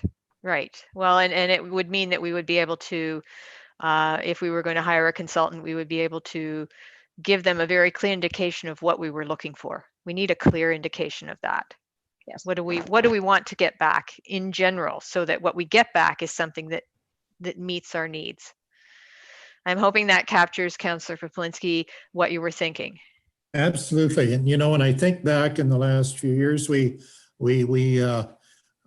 added people in the property department in development after doing a lot of realizing that the amount of work we needed somebody there. We needed more people in the accounting department, okay? And we've filled those gaps. But I think we need to do an overall, and not just that, but we also have to reassess how those changes are working out. Because if you make changes for the sake of changes and you never visit what's been going on, then unless a crisis happens or something. So I'm a believer in reviewing those. And I have to agree with you, Mayor Love, and also with Councillor Wilmer, that this will be a very focused organizational type of review. Don't touch the things that we don't need information on, because we can deal with that in-house. But I would love to see something come back for the staff to prepare for us, and then take it to an outside source, like Councillor Wilmer mentioned. Somebody that has the understanding but can look at it objectively, because we're only going to become better for this exercise. Every organization does this. So let's encourage people to look at it positively. It's not a negative against staff. We want staff to function, but they also may need help in certain areas where we can identify that. But we just can't sit back and say it's all garbage, because it's not. It's very, very useful. And the fact that if there's money available, and the importance that the Ontario government's putting on it by saying exactly what they've said, and it's well published, that I don't want to see another amalgamation, but, you know, maybe that's where they're going to go. If we feel that we don't need anybody looking at us from outside, I think we have to be prepared to be able to deal with that, because that's the real world today. Okay, thank you. Okay, well, and I also see that this will be something that there will be a great deal of staff input into, in regards to working with anyone who's conducting a service delivery review for the municipality, because it's through working, you know, through identifying with our staff if there are any efficiencies, or if there are any issues where, as you said, there may be things that require a little bit of shuffling of jobs or whatever, in order to ensure that things are working effectively and that all of the work is getting done. We don't know what's going to come of it. So I think it's really important that it's recognized that this isn't a negative thing, it's a positive thing that we would be doing to ensure that we are basically doing our due diligence with our municipality, and we're becoming as efficient and effective as possible. Councillor Paplinsky. Yeah, if I may, just a further comment, it's not all talking about staff. It's about perhaps some of the programs that we've got, and perhaps I think specifically, and I keep mentioning this every year when I see the renewal on our insurance. You know, this is out of control. We need to get a handle on it. The only way we do it is to put it under the microscope and deal with it. Okay, and that would be one of them. Our general insurance, our benefits through the insurance company, it's the fastest growing expenditure that we've got, I see right now. So we need to have a look at that, see if there's other options. So that's why I'm so thankful for the support that I see on council to proceed in this way. So that'll be one of the items which I would want to have some information on. So thank you.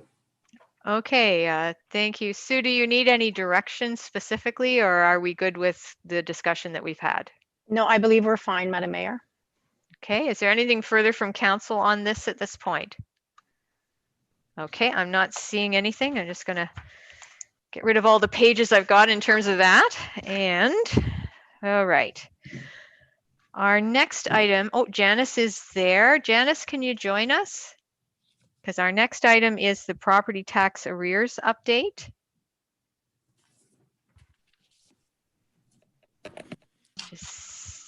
There she is. You're a star today, Janice. I don't feel that way. Did you want to speak to your property tax arrears update? I did. Well, are there any questions for me?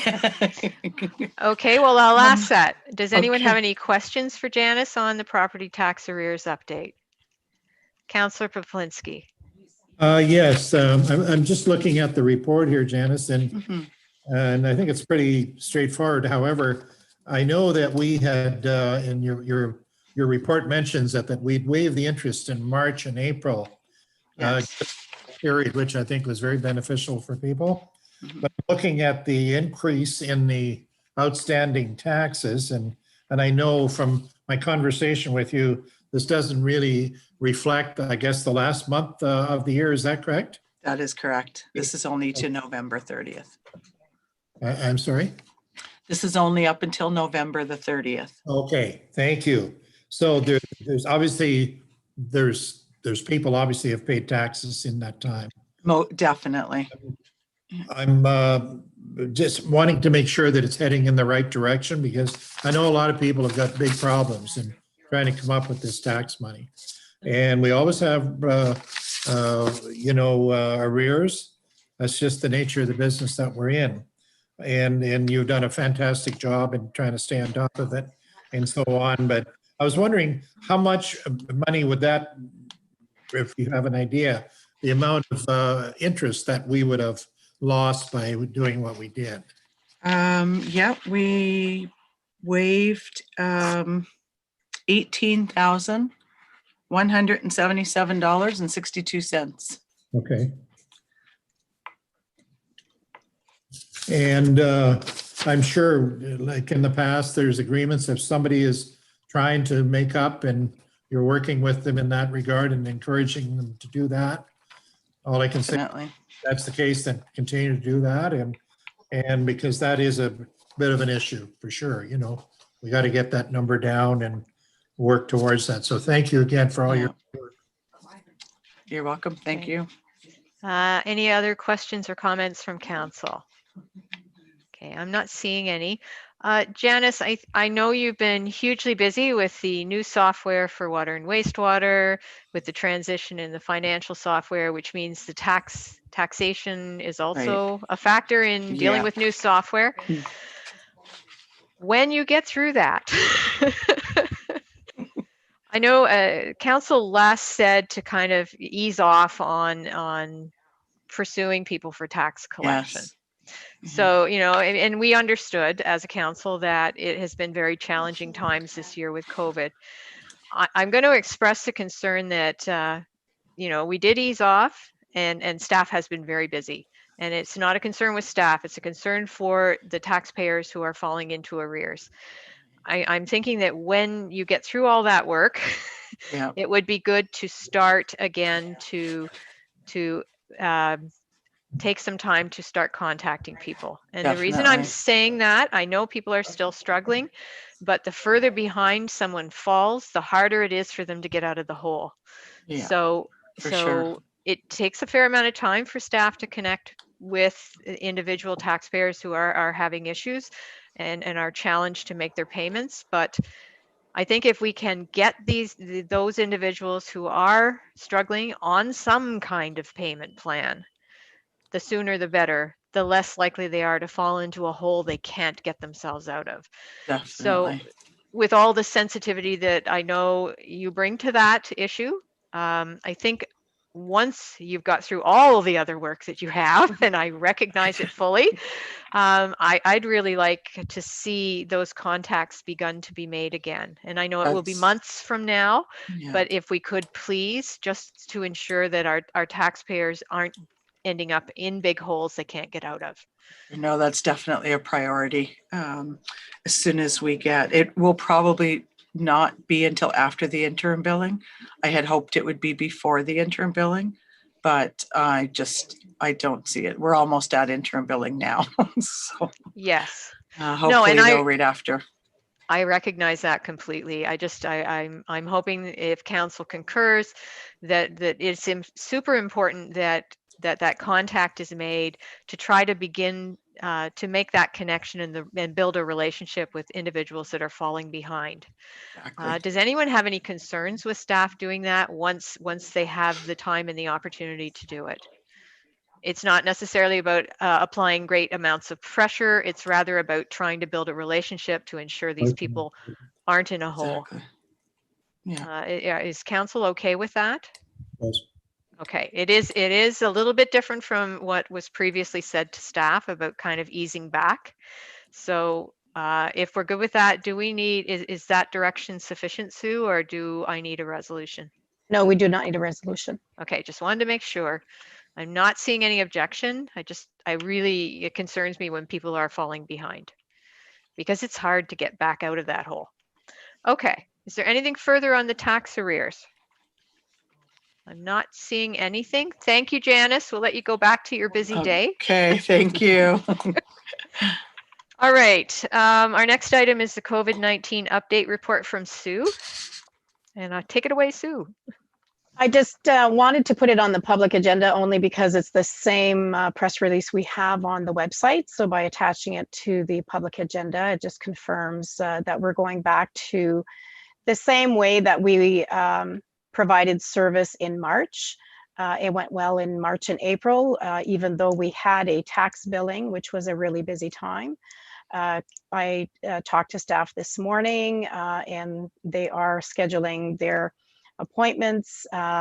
We, at the planning level, we're trying to set up a Zoom meeting for 2 developers that wanted to discuss some of their planning issues.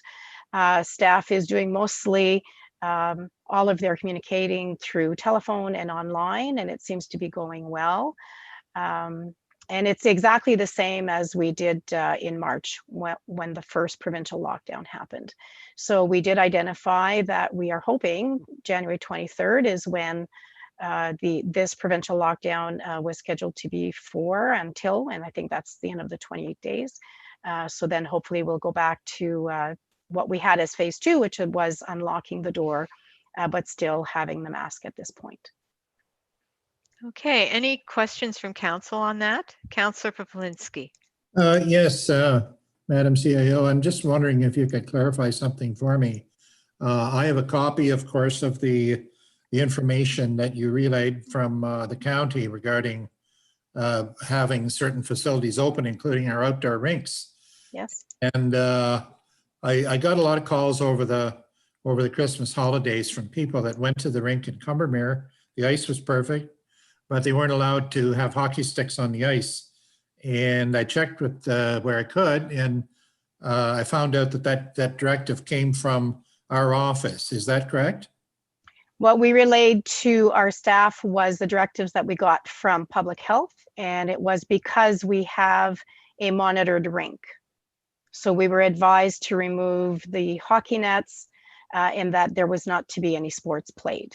I was advised over the holidays there had been a complaint, and it was suggested that we refer that complaint to Renfrew Public Health to ensure that we had the right directives and the right posting, which was to discourage sports and hockey.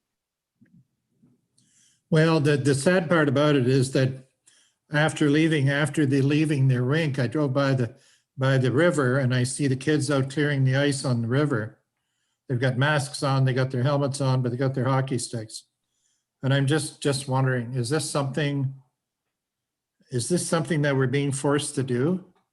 Well, we were told because our rink is monitored, that is what we had to do. And so if Did somebody you has say their when- outdoor rink, you know, did you like say it's when not it- monitored. Did you say when it was monitored or not monitored? Our rink is deemed to be a monitored rink because we Okay. have posted hours and we have paid staff. Okay. So I can get further clarification from the county if there's, could you forward that email to me, please? Because I'm having a hard time explaining it to people, okay? They made some calls to staff over the holidays, never got an answer. And so who are they gonna call? They're gonna call me, is what's happening. And I'm getting those calls and I can't seem to get any information. But I do know what the county said, because I have that. And it's not the guy at the rink's fault. He's taken direction from somewhere, but is it the wise decision? I mean, I think it depends on the number of people that's on the ice. They talk about organized hockey. So just someone skating around, a 65-year-old guy shows up with his stick, looking forward to this, and he's trying to skate around. He can't, because no, you can't have a stick on the ice. So I'd like to hear from the other council and see their feelings on this, because, you know, it blows my mind. I don't understand it. Councillor Wilmer. you're muted. Oh, there we go. So, yeah, I was one of the ones that did receive complaints. It was regarding the Combermere rink, and it was a similar situation where one, I guess, young adult had a hockey stick and was by himself, and I understand there were only 2 other people on the ice, and he was just playing by himself. I know it's a very difficult situation, because when you allow 1, then you get 2, then you get 3.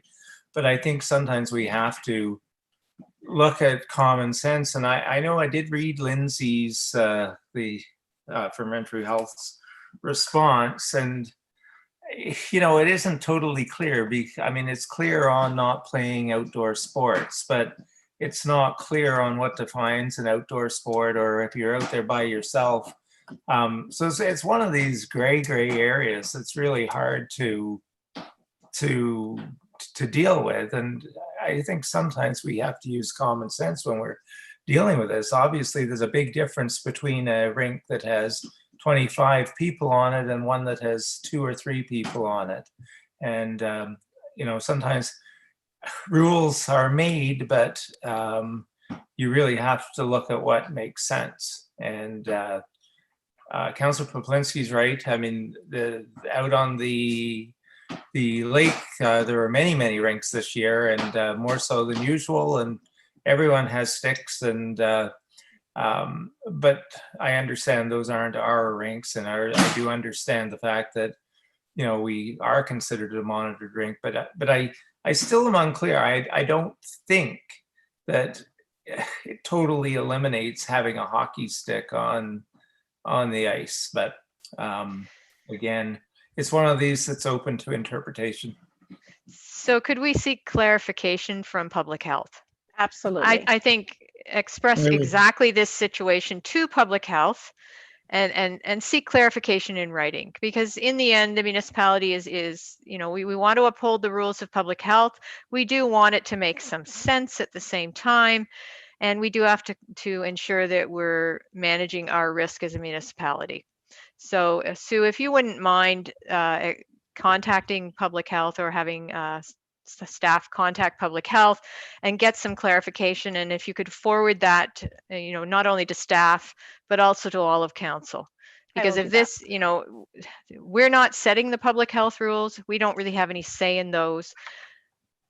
But if we're overly rigorously interpreting what we got back and not realizing that, then hopefully we can take a different direction with this. And I think that's what we have to find out. So let's be real specific. We're asking, can a person who is not playing hockey with other people have a stick on the ice and, you know, move a puck around?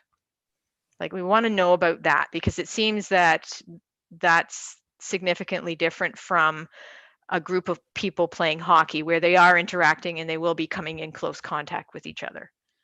Councillor Poplinski. Yeah, I was just going to mention further that if it's a situation where, because the rink is not monitored all the time that it's open, then there's a way of around that. And there's volunteers in the community that would be so happy to help. And that's what I'm hearing from the parents. Over the weekend, I had two mothers bring their little girls because they're not into organized hockey, but they look forward to coming to the rink. Well, it wasn't very nice when Jamie had to tell them they couldn't have their sticks. Well, why can't we have our sticks? There's nobody else on the ice. So, you know what I'm saying? Like, let's use a little common sense. Let's get to the bottom of this and we'll work out the issue. Let's solve the issue is all I'm saying, you know? Okay. I will copy council on the response. Thank you. Okay. You're welcome. You might want to not just say one individual, but maybe one household. Because two children in the same household, they have the same exposure. If they're playing hockey with each other and no one else is engaged in that, then that's also a different scenario. It's very similar to the one person concept. So maybe refer to one individual or the members of a household. I don't know whether we want to be that specific because. Well, I think we do, Councillor Poplinski, because two little girls who live in the same household might not be allowed if they say yes to one person playing with a hockey stick, but no to more than one. So that's why I'm asking for that clarification, because people from the same household have the same exposure. Oh, we're going to have the police then enforcing it like they did in Calgary? I didn't say that. I just suggested. We don't want that. I don't want to be there. I didn't say that. I asked for the clarification to include. I asked for the clarification with public health to include one person playing hockey or members of the same household playing hockey, because that's also a situation that could arise. I did not refer to enforcement. I've asked for the clarification to cover both. Because those are the two. Oh, Stephanie, there may be a third situation I need to consider in asking for clarification. Stephanie. It's not. The only thing I wanted to add, and I totally, honestly, I'm a hockey mom through and through. There's no question in my mind that rink without hockey is not something that I like to see. And it's difficult for staff for the most part to kind of try to be the in-between and allowing one person and not allowing another. So I missed part of what you're talking about. Did anybody read the article that Corey and I received from Lindsay and David? The email, because I already did seek clarification one time. The only thing it didn't specify in it was like members from the same household. But so what it did say was, and this is taken directly from the provincial order, it says any outdoor recreational amenity described in subsection 2 may only open if. So we've already determined it can be open. Any person who enters or uses the amenity maintains a physical distance of at least 2 meters from any other person who's using the facility or place. And any person who enters or uses the amenity maintains a physical distance of at least 2 meters from any other person who is using the amenity. Team sports specifically are not practiced or played within the amenity. So that's where we took the no hockey, right? The next line though is subsection B, where it says other sports or games. So that are likely to result in individuals coming within 2 meters of each other are not practiced or played within the amenity. Then it goes on to say about locker rooms and change rooms are closed, blah, blah, blah. So the response I got was likely if 2 kids are playing hockey by themselves, they may decide to play with each other. Ultimately, it's up to us whether or not we want to allow it. But if you do, you would be responsible to ensure that people are not playing together, which would be hard to do. So that's directly from the health unit. It didn't specifically say relating to family members, but that is the clarification that I received when I questioned hockey specifically. So children playing together, if they're in the same family, I don't know what the detail would be there, but then additional children coming onto the rink and seeing people playing is where the complication rises.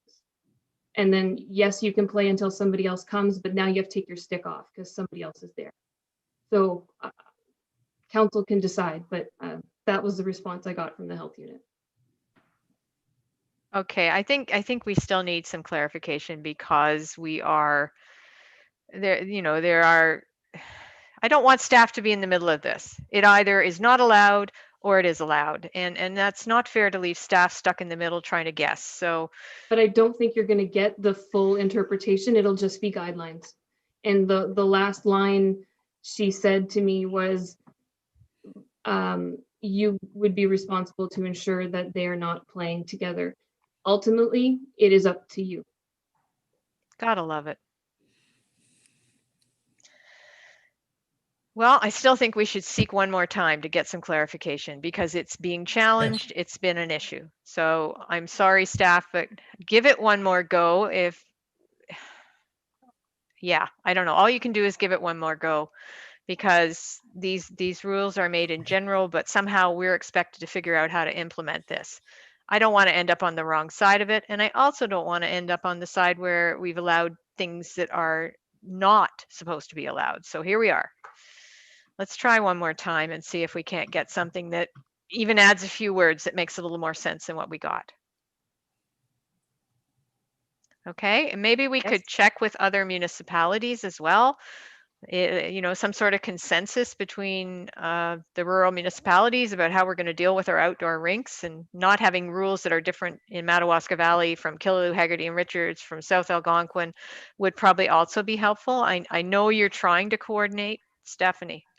So I can tell you that from my experience right now, Pembroke, Whitewater, and Killaloe are all not allowing hockey. Okay, so we're not alone. Are there people who are? Mark, sorry, Councillor Wilmer. Yeah, but that's the point. I mean, I fully understand not allowing hockey. What I'm not clear on is one person with a stick and a puck. And as I said earlier, I know it's very difficult to enforce because then all of a sudden somebody else joins and it goes around. But there have been times where there's only been one or two people on the ice and one person has a stick and a puck. You're not going to be playing hockey. I don't call that hockey when one person is out skating around with a stick. So I think that's where I think there's some clarification. I don't think there's any municipality that's allowing hockey on their outdoor rinks, but I question, you know, the ability or one person to skate around. And again, to me, it's not so much about rules, it's about common sense. And I don't think we can create a rule that deals with it particularly well. No, I think what we do want to do is ensure our staff has good direction. Yep. Right. I think that's the key thing. Yep. So they're not stuck in the middle. Sue. We will frame the question differently and we'll copy the response to council. Okay, that would be good because maybe by framing the question slightly differently, the response will make more sense and then we can implement that. Okay. Okay, we'll do our best on that one, council. Sue, is there anything further you wanted to speak to? No, I'm fine, thank you. Okay, council, you'll note that the most recent update from the COVID-19 Vaccination Distribution Task Force was attached to Sue's report. I'm wondering, these are coming in almost weekly, at least bi-weekly. I'm wondering if it would be possible to post these updates, these regular updates to our website so the public's kept informed. I think it's super important that the public knows where vaccination distribution is at and as it rolls out specifically. So I'm sorry, Gwen, but I'm going to ask, is it possible to just find somewhere on the website that's COVID related where these could be posted rather than me having to remember to send the most recent one for the next agenda kind of thing? Yes, I can. I'm having a difficult time receiving some of the information. So if you get it, could you forward it to me? Because it seems to be all over the place between you, the CAO, Corey, and myself. And I think we're all getting different information. So I'd rather get duplicates than not get it at all. Okay, no problem. When I get it, I will just forward it to you. And that way, that information is always available to the public, whatever the latest is. And certainly I want to keep them informed. All right, and I just wanted to mention too that the PIOC is in touch again with the emergency management coordinators, and we're having meetings. We had one on Tuesday and we have one again on Friday on the rollout, and working with the health units on how the rollout will work when the immunization is available. Okay, great. Fantastic. Okay, so if we can do that with the website, we'll make sure the public has a place to go to find out the latest from the Vaccine Distribution Task Force. Is there anything further from council on the COVID update? Okay, I'm not seeing anything, so we'll move on to correspondence and information. First, we have a letter from the Ministry of Municipal Affairs and Housing dated December 16th, 2020 regarding the 2021 COVID-related operating pressure funding. Any comments or discussion from council on this? Madawaska Valley is receiving $39,000 for our COVID-related expenses in 2021. Okay. Good to receive the money. We certainly will have some expenditures and some lost revenue. Is Amanda still here? Amanda, are you available? Do you know, is this funding also able to offset lost revenue? Yes, it's the Oh. same as the last one. Okay, that's good to know because we will have lost revenue. Councillor Poplinski, did you have a question or a comment? Yeah, actually, I do have, and that was, you just answered it. But I was just wondering what other criteria do we have, you know, to be able to bill for? Specifically, I would have to look back at it, but the last one we used it for lost revenue, so taxation, rentals. We also used it for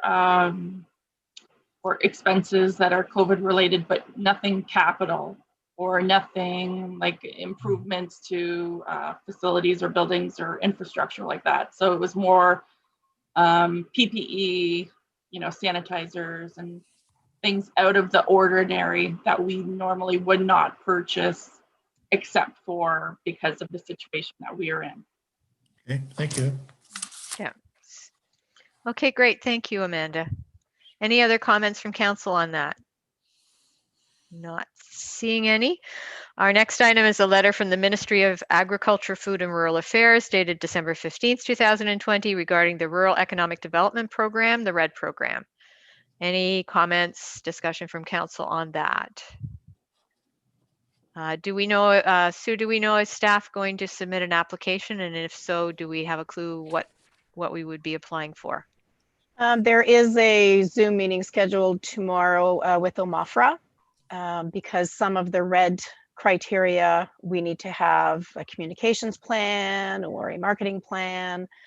So Stephanie has already sent what we do have and some of the streams that we're hoping to apply in based on some of the priorities in the strategic plan.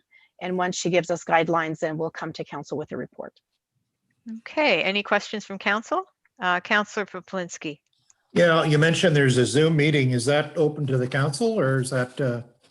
I can send you the link if you wish, absolutely. She's just answering some basic questions on the application. Yeah, because this alone doesn't give me a whole lot of information. Sure. And if there's something happening that council can play a positive role and input, I think it would be very helpful. I can send you the link. It's tomorrow morning at 9:30. We don't know what the parameters are, then it's very difficult to be part of it, you know, so I think that, you know, any of the staff that's dealing with this should be part of it in council. Okay. All right, so staff can get back to us on any projects that would fit the parameters for that particular grant application. If there's nothing further on that, under unfinished business, we have a letter from Infrastructure Ontario, obviously a different department, dated December 16th, 2020 regarding parole office termination. Sue, did you want to speak to this? This is very confusing. Yes, I don't understand. As you can recall, the 2-year saga to have the parole office, council approved a sublease, Infrastructure Ontario signed the last lease so that the parole office is now operating out of 43 Dunn Street. However, they've yet to fill the office because of COVID. So all this does was if you recall, the lease started in March. So they wanted to, it's just more a housekeeping. The previous lease from 2014 had a date of May. They wanted it to reflect March. Therefore, the cleanest way, based on our solicitor, was to basically sign this letter saying that the lease that council signed this year, 2020, is the one that's in place. Okay, so you have a recommendation for this item. Yes, it's just permission to go ahead and sign the letter. Did you want to read the recommendation? Let me go to the front. Do you want me to read the recommendation? If you have it, yes. I I'm have on a it right different here. screen. That would be Okay, the great. recommendation is that council provides approval to the CAO clerk to sign the Infrastructure Ontario parole office termination documents. Could I get a mover, please? Moved by Councillor Wilmer, seconded by Councillor Schulist. Any discussion on the recommendation? Seeing none, all those in favor? And that's carried. All right, that concludes our standing committee portion of the meeting. We're going to move back into the regular council meeting part of the meeting. Again, now we are at confirmation of the minutes. We have the regular council meeting minutes of December 16th, 2020. The recommendation is that the regular council meeting minutes of December 16th, 2020 be approved as presented. Could I get a mover, please? Moved by Councillor Bromwich, seconded by Councillor Schulist. Are there any errors or omissions on these minutes? Councillor Wilmer. You're muted. We're dealing with the December 16th ones, correct? Yes. Yeah. On page 641, item 2020-15-12-16, the dealing with the shovel ready by retaining the engineering firm. I think we should have the engineering firm N45 Architectural added to that. Okay, can we amend the minutes to include that, Sue? Yes. You're right. We did reference the engineering firm, but didn't really specify who we were talking about, the reports we brought forward. Okay, so would the mover and seconder accept that amendment to the minutes so that the engineering firm is identified? Okay, we're good with that. Okay, so then the recommendation would be that the regular council meeting minutes of December 16th, 2020 be approved as amended. Okay. Sorry, Councillor Wilmer? No, I was voting. Oh, any further errors, omissions, discussion? Seeing none, all those in favor? And that's carried. Okay. You got ahead of me there. Mm-hmm. Is there any business arising from those minutes? Okay, I'm not seeing any. We have a correspondence action item. We have a resolution from the Corporation of the Town of Carleton Place dated December 14th, 2020 regarding COVID-19 and childcare funding impacts. What would council like to do with this? Is this going to be filed or do we wish to support it? I'm getting a sense it's just going to be filed. Okay, thank you. We will file that resolution. And we'll move on to bylaws. We have bylaw 2020-01 regarding a site-specific zoning bylaw amendment being part of Lot 24 Concession 2 and part of the shoreline road allowance along Kaministkeg Lake, designated as Part 8 on Reference Plan 49R-7968, Geographic Township of Sherwood, from Residential 1 R1 to Residential 1 Exception 69 R1-E69. Peter and Janet Lee Vreeker. VRE 2021-11. The recommendation is that bylaw 2021-01, being a bylaw to amend bylaw number 2006-26 of the Township of Madawaska Valley as amended, be given first and second reading the 7th day of January 2021. Could I get a mover, please? Moved by Councillor Poplinski, seconded by Councillor Bromwich. Is there any discussion on the bylaw? Seeing none, all those in favor? And that's carried. The recommendation is that bylaw 2021-01 be given third and final reading the 7th day of January 2021. Can I get a mover, please? Moved by Counselor Wilmer, seconded by Counselor Schulist. Any final discussion on the bylaw? Seeing none, all those in favor? And that's carried. Next is bylaw 2021-02 regarding authorizing the entering into and execution of a site plan agreement between Bradley Law Professional Corporation and the Corporation of the Township of Madawaska Valley. The recommendation is that bylaw 2021-02, being a bylaw authorizing the entering into and execution of a site plan agreement between Bradley Law Professional Corporation and the Corporation of the Township of Madawaska Valley, be given first and second reading the 7th day of January 2021. Could I get a mover, please? Moved by Counselor Wilmer, seconded by Counselor Schulist. Any discussion on the bylaw? Seeing none, all those in favor? And that's carried. The recommendation is that bylaw 2021-02 be given third and final reading the 7th day of January 2021. Moved by Counselor Poplinski, seconded by Counselor Bromwich. Any final discussion on the bylaw? Seeing none, all those in favor? And that's carried.